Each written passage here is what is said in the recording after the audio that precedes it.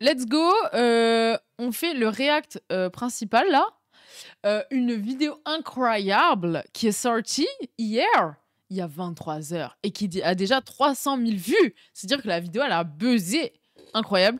Et en gros, c'est une vidéo de Charlie Danger, les revues du monde, qui s'appelle « J'ai infiltré l'algorithme de Pornhub ». Elle a fait une enquête de ouf qui est hyper intéressante. Et là, on voit bien le fonctionnement.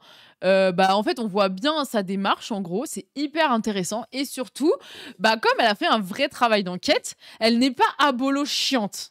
C'est quoi abolo chiante? En gros, les abolos, c'est les féministes qui veulent interdire le travail du sexe au nom du fait que ce serait l'exploitation des femmes, que le porno érotiserait la domination, érotiserait la domination masculine. Non, plus précisément, parce que c'est vrai que ça érotise la domination masculine, mais pousserait les hommes à violer des femmes et que ce serait hyper violent et que quiconque serait exposé à la pornographie risquerait de violer des femmes. Quiconque, sous-entendu toujours des hommes, parce qu'ils prennent jamais en compte le fait qu'il y a des femmes qui regardent du porno. Et donc, les abolos, c'est en gros le mouvement du nid, oser le féminisme aussi. Et donc, c'est tout un tas d'associations ou de mouvements féministes très liés souvent au gouvernement, aux institutions politiques, et qui sont des féministes, même dans les nouvelles générations, elles ont plus trop de buzz. Mais il y en a quand même certaines qui ont du buzz et qui ont très très mal réagi à la vidéo. Et donc, en fait, cette vidéo-là, comme en fait, elle débunk un peu toutes les idées reçues et toute la panique morale qu'il y a en ce moment autour de la pornographie. Pourquoi je parle de panique morale? Parce qu'il y a eu des rapports qui ont été sortis par le gouvernement en lien avec toutes ces assos dont j'ai parlé. Donc, j'ai nommé le rapport du Sénat et le rapport du HCE qui parle de pornocriminalité et qui cherche tous les moyens possibles, inimaginables et tous les arguments plus ou moins bidons pour dire que la pornographie, c'est horrible, c'est responsable du patriarcat et que s'il y a des violences sexuelles, c'est à cause de la pornographie. 100% démonétisé. C'est parti! Merci très chaleureusement Lélo de sponsoriser le travail colossal que vous allez voir juste après. Et par ailleurs, vu que quoi qu'il arrive, c'est des... Ah oui, j'ai vu des gens l'attaquer en mode t'es financé par un truc de sex toys, tu es le féminisme libéral. Oui, bon, ça, frère. Malheureusement, hein, en fait, cette vidéo, elle va être démonétisée, donc bon. Wouhou! Je suis partie, les copines! Pourquoi c'est en qualité caca, là? Oh, c'est quoi cette qualité de merde, là? Déjà, ça m'a énervé. Ultra 4K. Mais 4K, ça va niquer le stream, non? Non, mais en HD peut-être. Ah, voilà mon beau Thibaut. Ça nous avait manqué, il nous avait manqué celui-là. Du youtubeur Thibaut InShape qui explique en substance avoir arrêté de regarder de la pornographie assez récemment pour diverses raisons. Et il mentionne notamment le fait qu'il ne se retrouvait plus vraiment dans les contenus proposés. 1 an sans film porno, yes! Plus d'1 an exactement. L'addiction au porno est une vraie drogue qui n'est pas assez prise au sérieux et qui est souvent cachée par des rires entre potes. Mais elle peut réellement impacter négativement la vie des gens. Le soir même, je dîne avec mes copines et je raconte l'anecdote. Et là, révélation collective. Aucune d'entre nous ne regarde du porno. Pas par... Oh, les menteuses. Non, je plaisante. Non, mais si, c'est vrai qu'il y a un gros gap de genre et c'est vrai que les femmes, en tout cas, déclarent moins regarder de la pornographie. Et, mais gap de genre qui se résorbe. Exact. Non, en vrai, il est quand même hyper gros. En fait, pas tant. Parce que j'ai regardé les chiffres de 2006 de l'enquête sur la sexualité qui a été faite sur un gros échantillon qui disait il y avait 57% des hommes qui avaient regardé du porno dans les 12 derniers mois et les femmes, c'était que 23%. Et maintenant, en 2023, sur les jeunes, ils ont montré qu'il y avait bientôt 45% des femmes, donc le double, mais les hommes, c'est 85%. Donc en fait, le gap de genre reste important, mais en tout cas, les femmes ont fait x2, je regarde 2 fois plus de porno qu'en 2006, donc incroyable. Et ça va pas s'arrêter là, du coup, hein? Donc voilà. La vidéo est en accéléré ou bien je suis juste vieux? Oui, elle dure 1h26. Oui, on a mis le 1h25, ça va. Donc intéressant aussi de voir comment est-ce que, bien sûr, la pornographie la pornographie mainstream est implicitement destinée que aux hommes hétérosexuels, quoi, globalement, et qu'il y a une partition très, très stricte entre porno pour les gays, porno pour les trans, qui sont des trucs à part, et le porno pour les hommes hétéros. Donc il y a une compartimentation très stricte parce qu'on a peur que l'homo l'homosexualité contamine les hétéros, puisque comme, je trouve ça hyper intéressant, mais rappelez que l'hétérosexualité, comme c'est dit par plein de chercheurs, mais que c'est une notion qui est assez récente en fait. Genre l'hétérosexualité, c'est les psys qui l'ont inventée à la fin du 19e. Et du coup, ça marche plus comme ça a besoin toujours de se distancier, tu vois, comme la définition est fragile, il faut toujours montrer qu'on est contre et bien compartimenté. Donc ça, je trouvais ça intéressant. Voilà. Mais simplement parce qu'on a l'impression que l'offre est un peu bizarre. On a décidé de faire le test en direct. C'est pas faux, c'est un peu bizarre pour une meuf, genre. En tout cas, moi j'ai fait une enquête sur des utilisatrices de porno gay, donc des meufs qui regardaient du porno gay, et elles disaient qu'une des premières raisons pour lesquelles elles regardaient du porno gay, c'est parce que le porno hétéro c'était de la merde, c'était tout le temps la même chose, que c'est tout le temps tourné pour le regard de l'homme et jamais pour un public féminin en gros, et que surtout le corps masculin est absent parce que toute l'attention est concentrée sur la femme qui jouit, parce qu'il faut voir la femme prendre du plaisir et jouir. Le male gaze, oui, globalement, mais après... Le male gaze, c'est toujours ça, c'est qu'il y a plein de male gaze et il y a plein de female gaze. Exactement. Et il y a aussi un male gaze qui est beaucoup représenté, c'est le male gaze de l'homme blanc quand même, quoi. Avec aussi plein de mise d'érotisation des rapports de domination aussi, qui est très fort. Parce que ces théories-là de male gaze et female gaze, elles ont été elles sont un peu tournées dans tous les sens. Et en fait,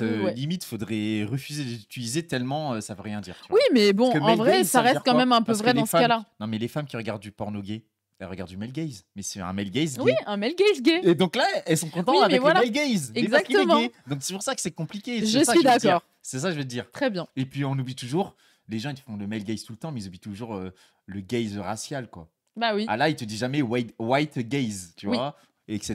Donc gay gaze. Bah oui, c'est ce qu'ils disent les études, du coup. Le gay gaze. Voilà. Chacune sur nos téléphones, et très vite, un schéma se dégage. Toujours les mêmes thèmes, toujours les mêmes fantasmes, toujours les mêmes images. C'est vrai qu'aussi, en fait, la pornographie, c'est aussi une industrie, et du coup, il y a un aspect de marchandisation de la sexualité, et donc il faut qu'il y ait des fantasmes un peu, un peu toujours les mêmes, quoi. Il faut, à un moment, c'est automatisé. Mais il y a aussi quand même une évolution, parce qu'avant, dans l'industrie de la pornographie, c'était beaucoup des gros scénarios, tu vois, avec une grosse intrigue, et que maintenant, ça a tendance à se réduire avec des vidéos qui coupent l'intrigue au minimum, quoi.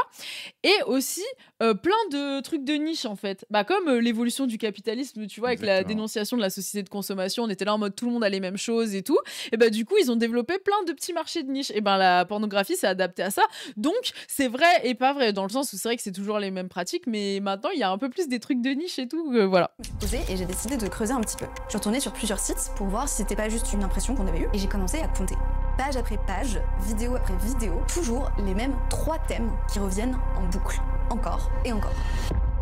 Les 3 thèmes, les girls. Alors attends, le chat. Ah oui, j'ai envie de voir s'ils peuvent deviner. Ouais, c'est quoi les 3 thèmes? 3 thèmes. Donc c'est un peu des titres de vidéos à peu près. Mais... Ou le thème, on va dire comment? Je sais pas, genre les tags, les catégories. Les interactions, tag ou interaction. Catégories. Ouais, les catégories, pour vous, qui sont les plus... Elle dit pas si elle a gouné. Bah oui, mais ça c'est... Attends, moi je réfléchis. Moi j'aurais dit... C'est aux États-Unis qu'elle fait sur un truc américain. C'est Pornhub. Donc moi j'aurais dit un truc racial parce que c'est les États-Unis quand même. Un truc non, de famille. C'est pas les États-Unis, hein, c'est vraiment sur tout le contenu Pornhub. Sur toute la planète. J'aurais dit famille, forcément. Oui. Un truc d'âge, donc MILF ou un équivalent âge, jeunesse, soit teen, soit MILF, un truc de jeunesse. Et famille, jeunesse. Je sais plus. Les travails aussi. La prof. Eh ben t'es pas loin. Les gens ils disent quoi? Parce que moi j'ai déjà vu la vidéo donc je peux pas participer. Quelqu'un il a dit air fryer. Là ça m'a énervé. Ça m'a énervé tellement c'est à côté. Je vais être transformée en air fryer et qu'on me demande ce que je dois cuire. Une personne a dit donc Max à fond, c'est vrai que là il est... Pied de Manuel Valls, bon ça c'est ton king. Femme voilée, peut-être pour la France. Hein, non mais... non en vrai, il n'y en a pas tant du porno de femmes voilées. Hein. En fait, il n'y a pas tant de pays très islamophobes. On est en tête, mais en fait on n'est pas le monde. Il y en a, ils en ont rien à foutre. Bientôt l'hégémonie culturelle. Tu vas au Japon, ils en ont rien à foutre en fait. Oui. Je ris comment Don Max fait style son historique internet à un low body count. Waouh. Alors Max le gooner. En France, il y en a beaucoup. Bon, on va voir la réponse. Ça king shame sans vergogne. Oui, c'est vrai. J'ai joué en entier. Quels 3 thèmes, vous allez me dire? on y vient. Pourtant, mes potes et moi, on était d'accord sur un truc. Ces catégories, on les comprend pas trop. J'en ai parlé à tout le monde autour de moi à ce moment-là, et notamment à tous mes amis mecs, et ce qui... Alors attends, ça c'est l'hypocrisie qui me fait rire. Donc, c'est les catégories les plus regardées, mais personne ne les comprend. Personne ne les regarde. Bah oui, mais c'est normal aussi, c'est un peu compréhensible, tu vois, dans le sens où forcément, le porno, il a ses propres codes à lui, tu vois. Ouais. Et genre, il y a un moment aussi, ça va pas nécessairement être représentatif des fantasmes des gens, tu vois, aussi, quoi. Non, mais il y a quand même le truc de c'est les catégories les plus vues, mais personne ne les regarde et dégoûte tout le monde. Tu vois ce que je veux dire? Non, mais bien sûr. Non, mais il y a de l'hypocrisie. C'est ce truc-là que je trouve marrant. Il y a de l'hypocrisie, mais il y a aussi le côté de la pornographie qui doit, genre, tu vois, se démarquer de la vie sexuelle des gens. Les gens, ils vont pas avoir sur un site porno ce qu'ils voient dans la vraie vie. Enfin, même si ça, c'est de plus en plus vrai parce qu'avec le porno amateur, tout ça, mais ils veulent quand même voir des trucs un peu plus rafraîchissants. Donc, en fait, la pornographie, c'est un peu constitué en mode, on est spécialiste des fantasmes, les fantasmes étant un truc qui est séparé de ta vie sexuelle aussi. Donc, il y a un truc aussi un peu d'exotisme dans une partie de la pornographie, au moins, même si ça a tendance à s'amenuiser. Oui, te faire un imaginaire. Oui, voilà, exactement. Globalement, personne n'appréciait vraiment trop les types de contenus dont je parlais. Et là, je me suis dit, un vrai mystère à creuser. D'un côté, on a des sites porno qui nous proposent des choses qui sont quand même assez précises, et de l'autre, des personnes qui déclarent n'avoir pas du tout ces préférences sexuelles-là. Donc j'ai creusé, et j'ai pas été déçue. L'épisode est long, et vous allez voir qu'il y a une raison à ça. On a juste fait une découverte absolument folle au fil de notre enquête. Ce que vous allez entendre là, aujourd'hui, dans cette vidéo, c'est un contenu totalement exclusif. Je suis heureux, elle a bossé, donc ça je suis heureux parce que la plupart des gens qui bossent sur ces sujets-là sont en mode c'est, tu vois, c'est le bon sens quoi. Tu vois, tu peux y aller avec ton bon sens. Non, boss. C'est des sujets sérieux en fait. Une animeur, il dit quelque chose d'intéressant. C'est, je pense que c'est tellement tabou et non conscientisé ou verbalisé que les gens ne peuvent ou n'osent avoir un discours dessus aussi. Oui, totalement. Enfin, moi j'ai grave ce biais-là dans mes enquêtes où je demandais qu'est-ce que vous regardez comme contenu et elles me disent je n'ai aucune idée, genre vraiment j'ai tout oublié. À chaque fois que je regarde du porno, après j'oublie systématiquement, enfin à partir du moment où la meuf jouit, elle oublie tout. Il y a, tu vois, genre un phénomène en même temps qu'elle jouit, il y a un phénomène d'effacement de la mémoire, tu vois. Ou c'est tellement, tu sais, genre. Moi je pense que c'est les deux, hein. Ouais. Tu vois, à la fois il y a un truc de je suis pas à l'aise parce que je dois parler de porno, un truc duquel je ne parle jamais parce que les hommes aussi, enfin surtout jeunes, mais encore pas tous les hommes parlent quand même de pornographie, plus tu vois dans leurs relations amicales et tout, ça peut arriver. Et de spi, mais alors les meufs c'est encore moins le cas, et surtout des fantasmes. Moi j'avais plutôt des fantasmes minoritaires en mode dire que j'aime voir deux hommes coucher ensemble, c'est pas le fantasme majoritaire quand t'es une meuf, tu vois. Donc il y avait plus le truc de elles se sentaient pas déjà à l'aise d'en parler nécessairement, et elles en avaient jamais parlé, donc pas nécessairement de recul de ouf. Mais ce qui est intéressant du coup, c'est qu'on n'a toujours pas vu c'est quoi les catégories. Exactement. Oui, bah attends, ça arrive. Le porno, quel banger. Ouais, quel banger. Absolute banger. Bah tu vois. En vrai. Nonor, elle fait de la recherche sur le porno, donc forcément. Moi, je suis heureuse. Tu veux un sondage qui regarde du porno tendance, qui regarde du porno un peu plus exotique? Ouais, on va faire ça après. Oui. Avant de commencer, première question, c'est sur quoi les gens fantasment réellement? Parce que mes potes, c'est bien, ok, super, mais ça fait pas une étude très représentative des fantasmes des gens. En fait, ce qu'il faudrait faire, c'est plutôt regarder les sondages qui existent sur le sujet. Par pure curiosité, je me suis renseignée. Et si on regarde les sondages, aucun ne semble évoquer les 3 catégories dont je vous parlais. Mais quelles catégories? On y vient, soyez patients. On a faire l'amour dans une position particulière, avec un ou une inconnue, avec une célébrité, dans un lieu insolite. Donc en fait, ça c'est marrant parce que... C'est vraiment les articles Mademoiselle de l'enfer. C'est marrant parce que ça, c'est les fantasmes acceptés par la société. Oui. Que du coup, c'est... Mais c'est quand même normie intéressant d'avoir ces articles de Mademoiselle tout, c'est-à-dire quel fantasme on a le droit de dire. Ouais, exactement. Moi, j'aimerais bien que mon plombier me fasse ça, tu vois. Bon, c'est un peu les fantasmes. C'est bien, Géraldine, c'est super, c'est marrant, on a le droit. Par contre, là, Géraldine, si elle commence à dire moi, des fois, je regarde des vidéos où c'est mon bon père qui... Oh, allez, Géraldine. Merci, Géraldine, merci pour tout. Mais oui, mais en plus, il y a le truc de... souvent, dans ces trucs-là, il y a un fantasme. Qu'est-ce que tu entends par fantasme? Est-ce que c'est un truc que tu aimerais bien faire un jour dans ta vie, que tu envisages vraiment de faire, ou c'est vraiment un truc complètement décorrélé de ta vie sexuelle? Enfin, tu vois, il y a plein de questions aussi qui font que qu'est-ce qu'on entend par fantasme? Ça, c'est un gros sujet aussi. Oui, déjà, oui. Qu'est-ce que ça veut dire? Est-ce que c'est un truc qu'on veut forcément, ou c'est juste un truc qu'on aime bien avoir en idée pour s'exciter? Exactement. Et c'est vrai qu'après, c'est un gars, une fille aussi. Moi, ça me fait penser au fantasme un gars, une fille. Genre, c'est que des trucs comme ça à la con, tu vois. Mais oui, mais il y a le truc aussi... Le policier qui me sort sa grosse matraque. Mais oui. Non, mais tu vois, c'est vraiment... Ça, c'est déjà quand même un peu moins. Mais non, mais ça, c'est des trucs, non, mais c'est des trucs que les gens pourraient dire en mode marrant sur Mademoiselle. Oui, totalement. Le prof qui me gronde très très fort, tu vois. Bon, allez. Oui, je pense aussi que quand tu es à la recherche de quelque chose qui te plaît, tu t'en fous de la catégorie, mais bien sûr, genre les MILF, elles ont mon âge et Step Sister, c'est juste des meufs quoi, osef sur le moment, que dans la diégèse du truc, c'est un bail inceste quand tu coupes le son. Mais bien sûr, parce que ça aussi, bah moi je trouve ça hyper intéressant ton commentaire parce que c'est tout l'enjeu de la réception, de voir entre le contenu de base et ce que les gens en font. Et en fait, bah il y a des gens ils regardent que des extraits, ils regardent sans son, donc ils ont même pas le dialogue, même pas le contexte, même pas l'intrigue. Tu veux dire que les gens ont une agentivité face au contenu? Oh, bizarrement, et qu'ils sont pas juste exposés à des contenus qui vont les rendre malades. Quoi, tu veux dire que les gens, bah, ils naviguent. Ouais, ils passent les vidéos, ils avancent, ils reculent. Mais bien ils sûr. regardent de loin, ils regardent de près. Ah, ok. Ils baissent le son. Mais moi, je regarde toujours sans son parce que j'ai peur que mon voisin m'entende, tu vois. Donc, déjà, moi, les intrigues, la plupart du temps, à part si vraiment. Voilà. Mais oui, voilà. Bon, on continue parce qu'on n'a toujours pas les. On sait toujours pas. Oui. Avec des accessoires, avoir plusieurs partenaires en même temps, du voyeurisme, de l'exhibitionnisme, etc. On a même certains sondages qui révèlent un certain attrait pour des pratiques de domination ou de soumission, donc le BDSM. Ok. Le truc, c'est que les sondages, ça a un petit peu sa limite. Notamment parce que la plupart du temps, ça se limite à environ 2000 participants et que même si c'est parfaitement anonyme, eh ben les gens ne répondent pas forcément très sincèrement. En gros, mais en fait, c'est pas excluant. C'est-à-dire que tu peux fantasmer la domination et la soumission, mais du coup, le porno va te proposer un truc, le tonton qui baise sa nièce. Bah du coup, toi, tu recherches un truc de soumission, et bah du coup, tu vas regarder ça. Donc c'est pas nécessairement contradictoire en fait, c'est aussi les codes du porno qui font que t'es obligé en fonction de ce que tu veux voir de regarder ce qui correspond le plus à ce que comment le porno encode tes fantasmes en fait, tu vois. Et il y a beaucoup ça finalement, où en fait on s'en fout un peu du délire parfois, en fait, subversif inceste, on veut juste voir un truc de domination. Ouais, parfois en fait les gens restent bloqués sur l'idée de titre. Ouais. Et en fait, les gens est égal le mouvement d'uni et le féminisme. Voilà, les anti-porno vont rester bloqués sur les idées de titre. Mais parce qu'ils n'en regardent pas. Donc en fait, ils connaissent pas vraiment. C'est des meufs, elles ont 50 ans, elles n'ont jamais regardé. Mais je pense qu'il y a aussi beaucoup d'hypocrisie. Certaines, elles regardent, mais elles ont tellement un sentiment de dégoût après une vidéo qu'elles peuvent pas dépasser. Déjà, elles n'arrivent pas à le dépasser pour elles-mêmes, mais après, elles se disent, je vais l'interdire à tout le monde, quoi. Mais oui, entre la vidéo et le nom, il y a des grands écarts. Mais oui. Je pense que tout ce qui a un rapport avec l'hygiène, ça doit être chaud à dire. Bah oui, et ce qui a trait à la sexualité. Même si, en fait, il y a quand même beaucoup de questions là-dessus. Parce que c'est ce que Foucault il dit. Il dit, bah, il y a des. Oui, en effet, on dit la sexualité, c'est tabou et il faut libérer la sexualité. Mais en fait, il y a toujours une manière de parler de la sexualité. Et en fait, c'est plus ce qu'il dit, un régime de savoir-pouvoir. C'est-à-dire qu'en gros, en fait, la sexualité, c'est aussi un discours de normatif, donc avec plein de règles qui déterminent ce qui est sexuel de ce qui l'est pas, ce qui est acceptable de ce qui l'est pas. Et donc, avec tout un tas de codes hétéronormatifs, asymétrie du désir, etc. et des pratiques sexuelles qui vont pas être valorisées de la même manière en fait.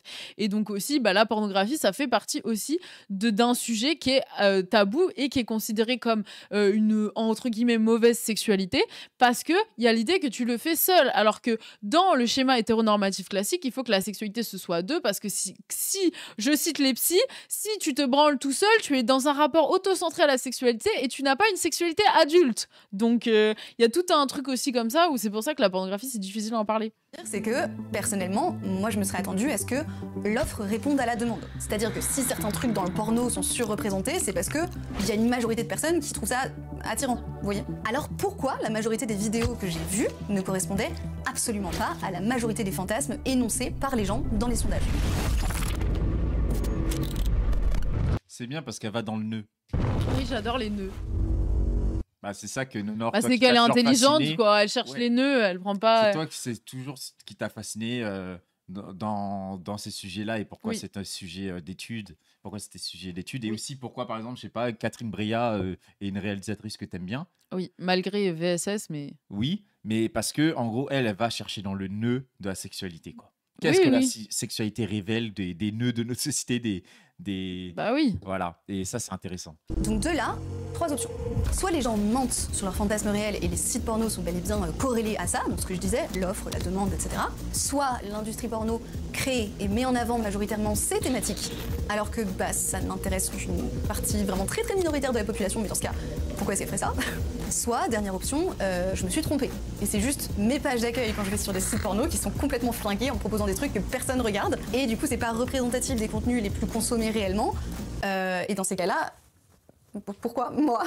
Et donc, ce sujet-là, qui à la base part vraiment juste d'une conversation que j'ai eue. La pauvre, on va l'envoyer chez un psy. Pourquoi moi? Avec des potes, ça m'a passionnée. Ça m'a vraiment intriguée. Et moi, je suis quelqu'un, quand j'ai une question, je peux pas me satisfaire juste d'une demi-réponse. Du coup, J'ai fait la seule chose raisonnable dans cette situation. J'ai fait une pendant 9 mois. Et on a réalisé une étude scientifique totalement inédite, et ce qu'on a découvert est juste complètement fou. On a été censuré, on a littéralement pété Pornhub, et les résultats ont totalement dépassé notre question de base, et sont, encore une fois, complètement inédits. Mais là, je vais beaucoup trop vite, et je vous spoil un petit peu la suite. Parce qu'en réalité, ça a d'abord commencé comme ça. Moi, j'adore son trailer d'abord, il me hype trop. Et coucou Diogène, oui, on vient de commencer du coup. C'est ton sujet, Non, mais en fait, j'aime bien aussi comment elle amène les choses, tu vois, genre, c'est bien monté. Voilà. J'ai ouvert Google. En fait, ce que je me suis dit, c'est que ce qu'il faudrait presque faire, c'est des statistiques très précises sur quelles vidéos sont réellement les plus consommées. Et ça tombe bien, parce que certains sites proposent justement des sortes de bilans annuels. Par exemple, Pornhub, qui partage chaque année les trends de l'année précédente, donc avec les recherches les plus souvent réalisées sur le site, donc par exemple les catégories les plus regardées dans chaque pays, etc. Sachez ainsi, pour votre culture générale, qu'en 2024, la trend TikTok. Makeup for work, very demure, very mindful. Very mindful, very demure, very demure. Ce truc-là qui vient de... Mais Pornhub a lancé son propre TikTok d'ailleurs. J'ai vu cette info là passer en mode en plus sans shadow ban, donc les TDS vont pouvoir faire leur contenu et les envoyer, et les gens vont être accros gooning. Voilà. TikTok, et ben ça s'est répandu en parallèle sur Pornhub. On apprend par exemple grâce à ces stats que MILF, Anal et Japanese ont été les 3 catégories les plus populaires en 2024, avec des petites variations selon les pays, et plein d'autres anecdotes comme ça. Saviez-vous par exemple qu'au New Hampshire, le terme le... Moi j'adore ces statistiques, je sais qu'elles sont pas très fiables et tout, parce que bon, il y a plein de biais et tout, mais moi je les adore, genre vraiment c'est ma passion. Plus recherché comparé aux autres états américains, c'est l'avement. Qu'est-ce qu'on se marre? Alors en soi, c'est des anecdotes assez drôles. Bah on se marre, excusez-moi. Tu me diras ce que tu en penses, Nonor, mais justement, je trouve que ce qu'elle dit, avoir découvert de Sifu exclusif et tout, moi, c'est un peu du bon sens. Ça aurait dû être le point de départ de sa vidéo plutôt que de son arrivée. Non, parce que moi, j'aime bien la démarche de dire je te prends. Tu as plein d'idées reçues sur la pornographie, mais vas-y, on va voir ce qu'il en est vraiment. Et surtout que c'est pas tant le résultat qui compte. Je pense que c'est aussi toute la déconstruction qu'elle a fait, aussi de toutes les statistiques qui existent, de toutes les paniques morales un peu ambiantes. Et c'est en ça que je trouve la vidéo vraiment intéressante. Donc, c'est ça mon avis, mais je suis d'accord sur le fait que c'est un peu du bon sens. N'est-ce pas le minimum pour un doc sur le porno d'être bien monté? C'est vrai, je suis d'accord. Bonne blague. Vous n'êtes pas vraiment sur notre sujet. Enfin, j'ai un bruit pour ça normalement.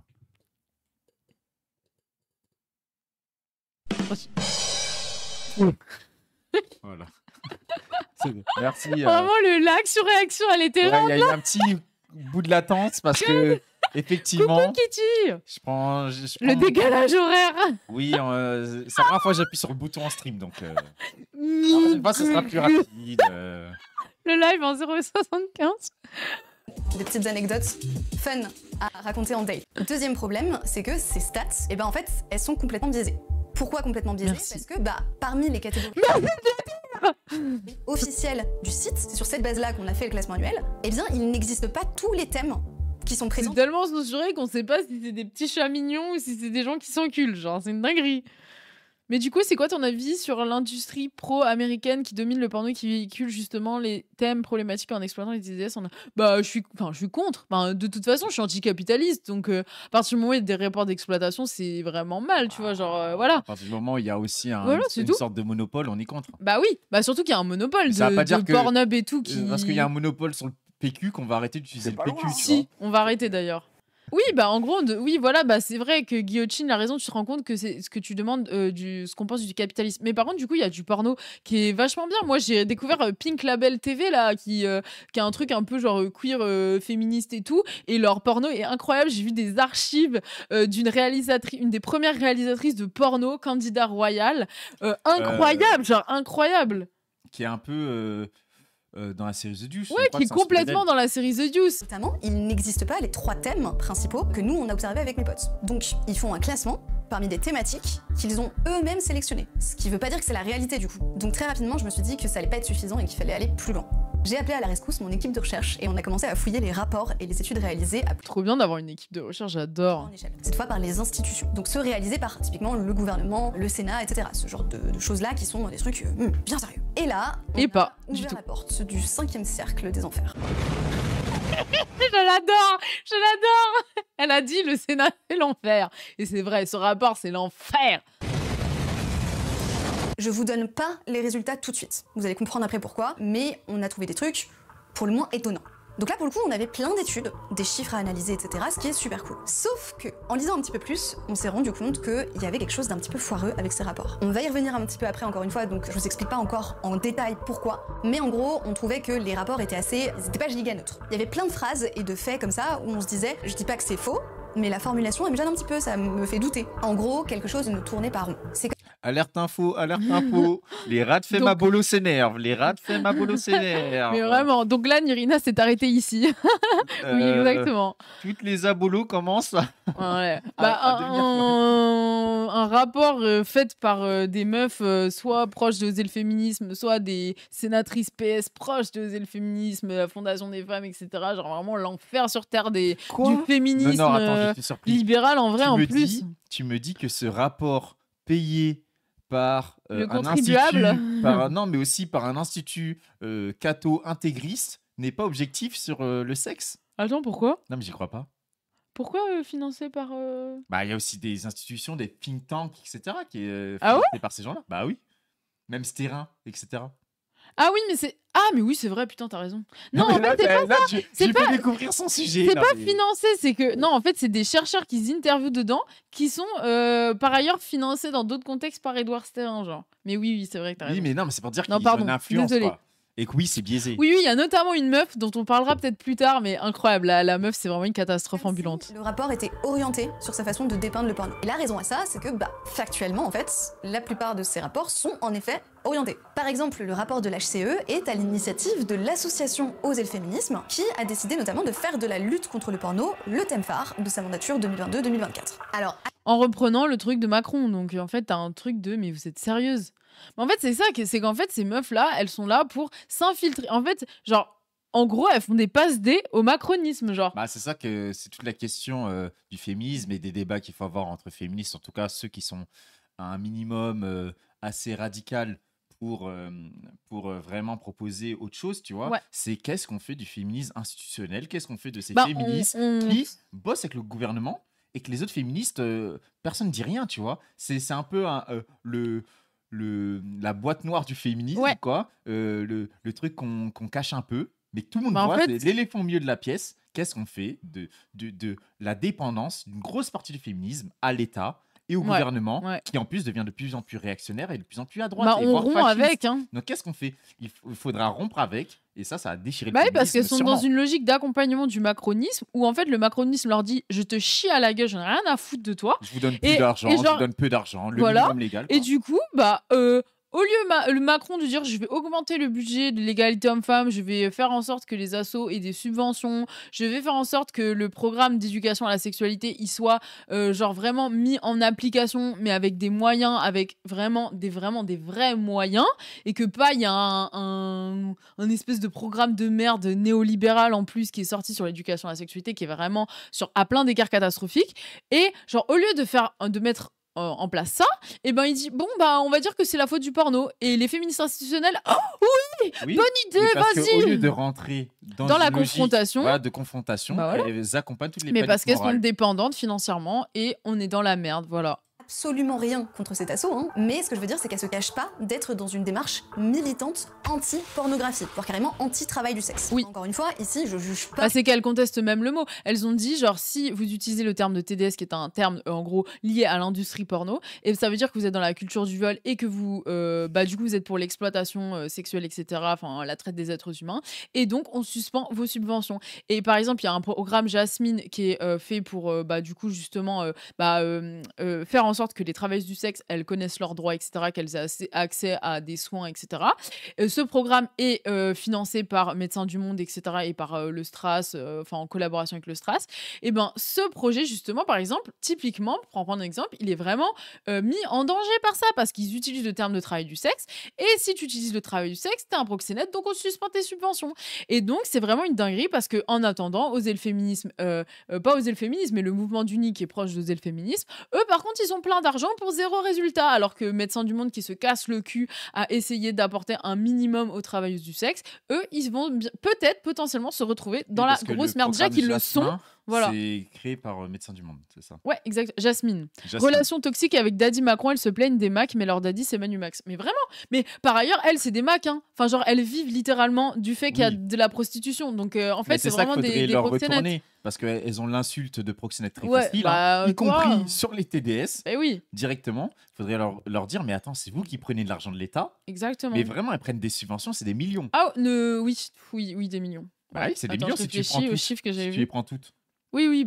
C'est des millions qu'elles se font pour aider combien? Soi-disant aider en plus. Hein. Ouais, je crois que c'est genre à peine une centaine de personnes. Quoi. Voilà. Et puis leur salaire, donc, en fait, c'est pour surtout payer le salaire des cadres de ces mouvements-là. Quoi. Ouais, totalement. Le placement politique, c'est pas du tout le propos. Ce que je veux dire, c'est qu'elle est loin d'être neutre sur le sujet. Et en science, on cherche plutôt la neutralité.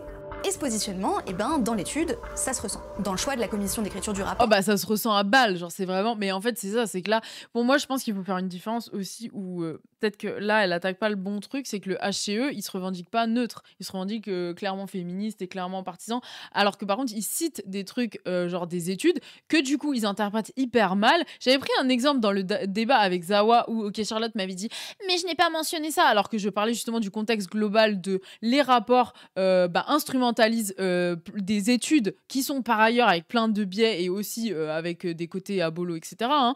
Mais même certaines études qui sont à peu près normales, tu vois, mais ils les instrumentalisent et ils en font une lecture, une interprétation vraiment pour alimenter la panique morale. Donc j'avais dit, il faut faire attention aux rapports et aux études sur ces questions-là. Et elle m'avait dit, je n'ai pas utilisé ça, ça ne parle pas de moi, elle avait pris le seum. N'empêche que voilà, la meuf le dit et c'est le cas. Et l'Académie de médecine, c'était pareil. Donc voilà. Mais également sur sa composition. En gros, dedans, ce sont plus ou moins tous des militants anti-porno. Donc pas super objectifs. Donc leurs conclusions sont à prendre avec des pincettes. Et là où moi j'ai trouvé ça...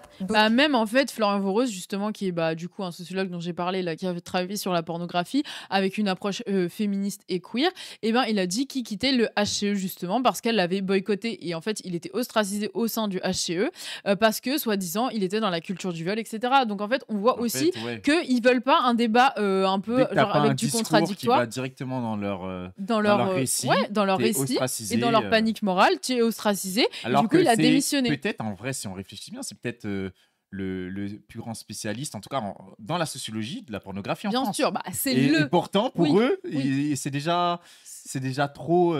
Ça leur convient pas. Oui, Florian Voreuse, le GOAT, exactement. Oui, c'est le plus grand spécialiste, mais non, tu dégages quand même, tu t'y connais pas en fait. Oui, et par ailleurs, en plus, le HCE, ils ont eu des scandales de harcèlement sexiste et sexuel, alors ça me fait bien rire, venant d'un truc qui se fait le parangon du féminisme, on rigole, hein, on rigole. Entre guillemets, suspect, c'est que certains spécialistes pertinents ont aussi été complètement écartés du projet. Oui. Voilà, Florian Voreuse. Mais ça, c'est intéressant parce que justement. Elle a bien bossé là. Oui, c'était sûr. Parce qu'elle est rentrée dans vraiment les trucs que vous en même temps, connaissez. c'était les premiers trucs que tu trouves, hein, quand même. Ah ouais, oui, vraiment. C'était hyper facile à retrouver. D'autres ont mal bossé alors. Ah oui, d'autres ont très très très mal bossé parce que c'est pas très compliqué à trouver et je suis très contente qu'elle le fasse parce que justement en général les cultural studies, les trucs sociologiques ont tendance à être très très bien écartés. Après elle en parle pas nécessairement plus tu vois genre dans la suite de sa vidéo, donc on peut garder la critique que bon elle met pas beaucoup de sociologie, elle a au moins mais elle a quand même fait le taf. La critique du HCE, elle a pas repris le HCE comme ça directement, elle a fait un recul critique sur le HCE, un vrai recul critique, la caution intellectuelle de politique réactionnaire. Comme il y en a toujours eu. Hein. Oui. Moi, j'ai étudié sur plein de contextes, l'Afrique du Sud, l'Angleterre, les États-Unis, quand ils ont mis, par exemple, la ségrégation et l'apartheid en Afrique du Sud, il y a toujours eu des scientifiques autour qui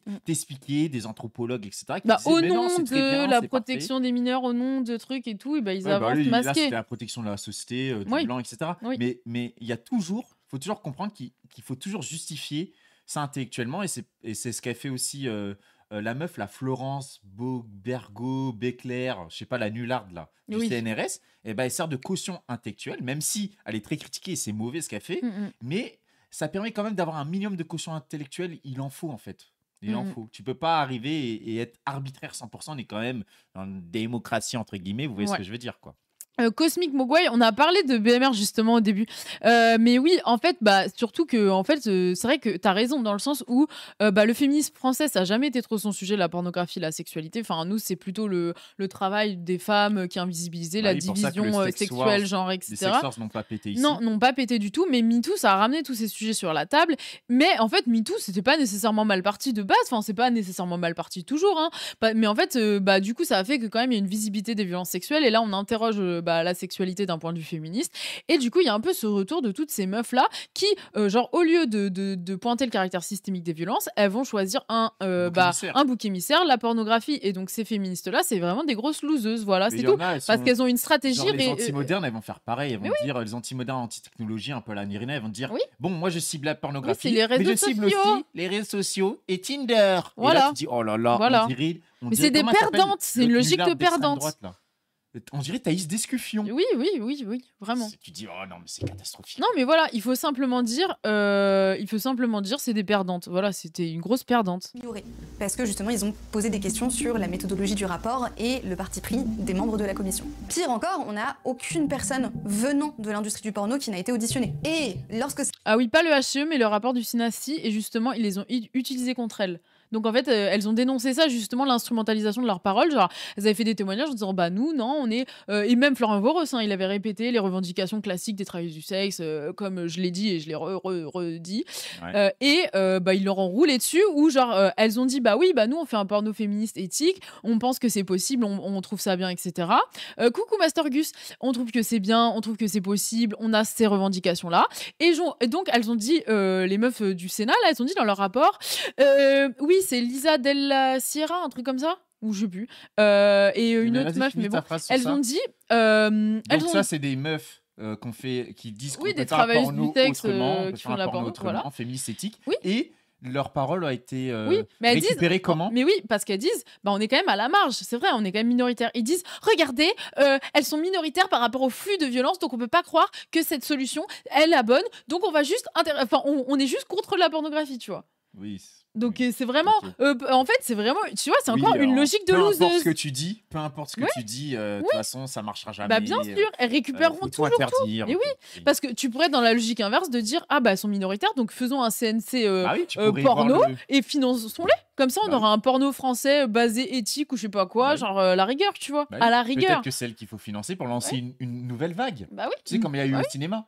Une nouvelle vague, tu lances une nouvelle vague érotique, une nouvelle vague pornographique. Bon, ils n'aimeront pas sûrement le mot. Mais parce qu'ils ne considèrent pas la pornographie comme de l'art. Donc, à partir de là, c'est ça. Ça, c'est compliqué. C'est ça, c'est tout. Nationaliser le porno. Je pense pas que j'ai envie de nationaliser le porno, mais au moins laisser l'autogestion aux gens et leur donner des moyens de subsistance minimum et garantir leurs conditions de travail. Voilà. Ça a été fait, comme par exemple dans le cas du rapport du Sénat. Les acteurs interrogés ont ensuite dénoncé la décontextualisation de leurs propos et le fait que leurs témoignages auraient été sortis de leur contexte et détournés. Je vous dis tout ça parce que c'est pour vous montrer qu'en fait, quand on cherche des informations sérieuses sur la pornographie sur Google, ce sont globalement ces trois rapports-là qui sortent en premier. Celui du Sénat, celui du Haut Conseil à l'égalité et l'Académie de médecine. On a Académie de médecine, qui est aussi, comme je l'ai critiqué, très très nul, à chier ce rapport, et que OK Charlotte avait cité dans sa vidéo sans mettre de contrepoint. Sans contextualiser que l'Académie de médecine, mais comme la médecine en général, historiquement depuis patriarcale, 19e et bien avant, limite, c'est vraiment...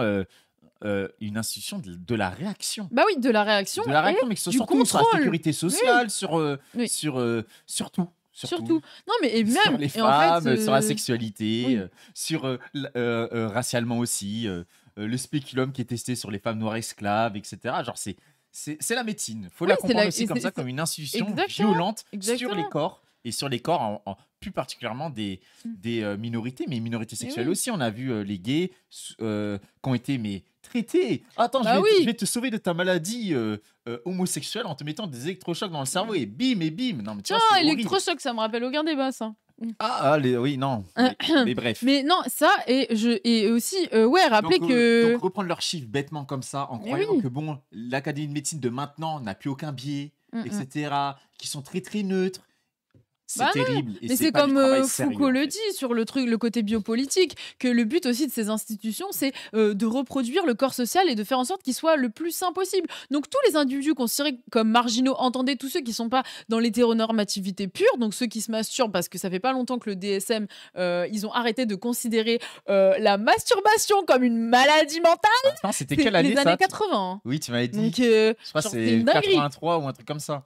Genre, avant ces années-là, tu te masturbais, c'était un signe de folie. Oui, c'était un signe de ça folie, va mais avec bien bipolaire, sûr. Ça va avec tous les autres. Mais attends, mais même j'irai plus loin. Le premier mec qui a parlé d'addiction à la pornographie, dont on reparlera plus tard, c'était un psychologue dans les années 80. C'est le premier à avoir parlé d'addiction à la pornographie. Il a dit que le fait de regarder du porno, tout comme plein d'autres pratiques, notamment les pratiques homosexuelles, c'était la première escalade vers des pratiques horribles et dégénérées qui pouvaient mener au viol et à la pédophilie.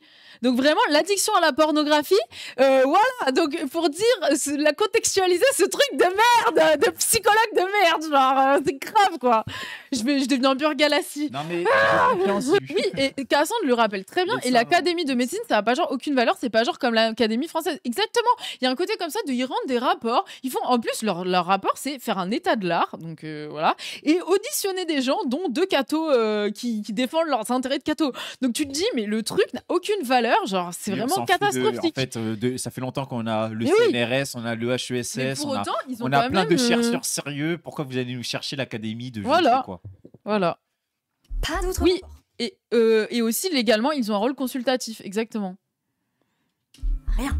Et moi, j'avais pas envie de vous proposer une analyse basée sur des sources qui sont biaisées. Alors, on a décidé de procéder autrement. On a décidé de se recentrer et de regarder plutôt du côté des études scientifiques, sur des sites dédiés comme par exemple PubMed. Et c'était cool.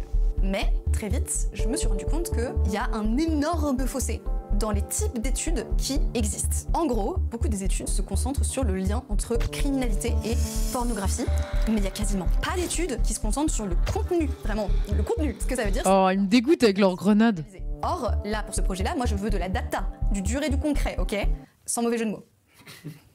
Des statistiques. Mais intéressant, par contre, ce qu'a dit sur le... Elle est belle, elle a dit que beaucoup d'études font le lien entre la pornographie et la criminalité. Ça, c'est très intéressant. Oui, il me semble que tu as des choses à dire sur ce sujet. J'ai des choses à dire. Alors, non, mais parce qu'en fait, historiquement, il y a tout un tas de bourgeois de merde moralistes, de médecins, etc., qui essayaient, comme j'ai dit sur la biopolitique, mais de voir tout ce qui pourrait être des perversions, en fait. Et en fait, ils faisaient le lien entre tout un tas de pratiques, notamment la pornographie et l'obscénité, en disant que si tu regardes de la pornographie, à l'époque, c'était des cartes postales érotiques, des trucs littérature érotique, ça pouvait, si ça tombe entre de mauvaises mains, mener à des pratiques perverses et criminelles et très dangereuses. Mais quelles sont ces mauvaises mains? Je pense que je vais être surpris. Ces mauvaises mains sont les femmes, parce que les pauvres, ça va blesser leur truc, les jeunes et les noirs. Enfin, en gros, pas les personnes blanches, quoi. J'ai rien fait. Je voulais juste me rincer l'œil. Non, mais voilà, et en fait, c'est tout un truc. En gros, en fait, l'obscénité de base, c'est une catégorie d'action publique, comme la pornographie. En gros, obscénité, pornographie, ça se confond un peu dans les textes de l'époque, en gros, du 19e siècle. Mais en gros, c'était pour dire obscénité, c'est-à-dire on met tout ce qui est trop vulgaire selon nos normes et les valeurs bourgeoises. Voilà, selon les valeurs bourgeoises, on les met en dehors de l'espace public. C'est l'idée d'exclure tout ce qu'on veut pas voir, en gros, et surtout pour protéger des publics particuliers, donc comme on l'a dit. Lesquels? Parce que j'imagine que c'est... Les classes populaires qui sont vues comme dangereuses parce que si, on leur fait faire des trucs bizarres, voilà. Et en gros, c'est l'idée que seuls, en fait, des gens qui savent se contrôler, qui sont civilisés, donc les hommes bourgeois, peuvent regarder ce genre de porno sans devenir fous, en fait. Et donc, c'est toute une idée derrière de qui peut regarder quoi, tu vois. Donc, il y a tout un truc comme ça de construction raciale et genrée et en termes de domination adulte, de qui on retient, voilà, ensuite c'est les fléaux sociaux et devinez qui est classé dedans, les homos, exactement. Et donc il y a tout un truc on nomme les perversions, on essaye de les repousser de l'espace public ou alors de les soigner. Hashtag la psychologie. J'imagine que c'est à ce moment-là qu'aussi tu fais la distinction du coup entre l'érotisme, tu sais, c'est beau, l'érotisme, pour les bourgeois, ils regardent leur petit parce qu'il faut pas imaginer que le Paris, tu sais, le Paris du 19e, oui. Il y a aussi une mauvaise réputation.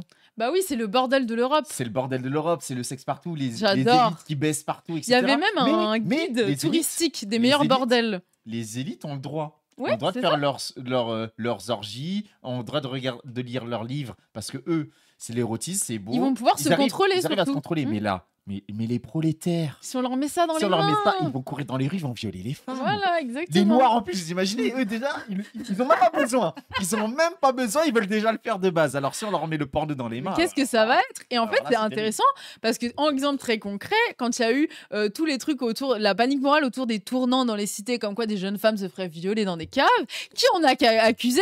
Le porno! C'est le porno qui crée ça. Et du coup, le porno, en fait c'est vraiment, tu vois, genre la dynamite et l'allumette, tu vois, genre entre le porno et les Noirs et les Arabes, brang, et les jeunes Noirs et Arabes, la catégorie. Baboum, direct. Ça fait comme ça. C'est la folie. Vas-y, attends, on va tester. Ça fait quoi, nos Nord? Vas-y. Fais les deux qui se collent. J'ai pas fait, ça marche pas. On a raté. C'est catastrophique. Alix PNJ, coucou. Donc voilà, et donc ça c'est intéressant à remettre en contexte pour dire que de base la lutte contre la pornographie ça a toujours été une politique très conservatrice qui après a pris toujours les mêmes personnes, les mêmes les minorités. Et d'ailleurs à voir aujourd'hui parce que ça se reconfigure différemment maintenant ces espaces sur internet etc. Et la lutte actuellement contre la pornographie. Et donc, avec les censures des réseaux sociaux, etc.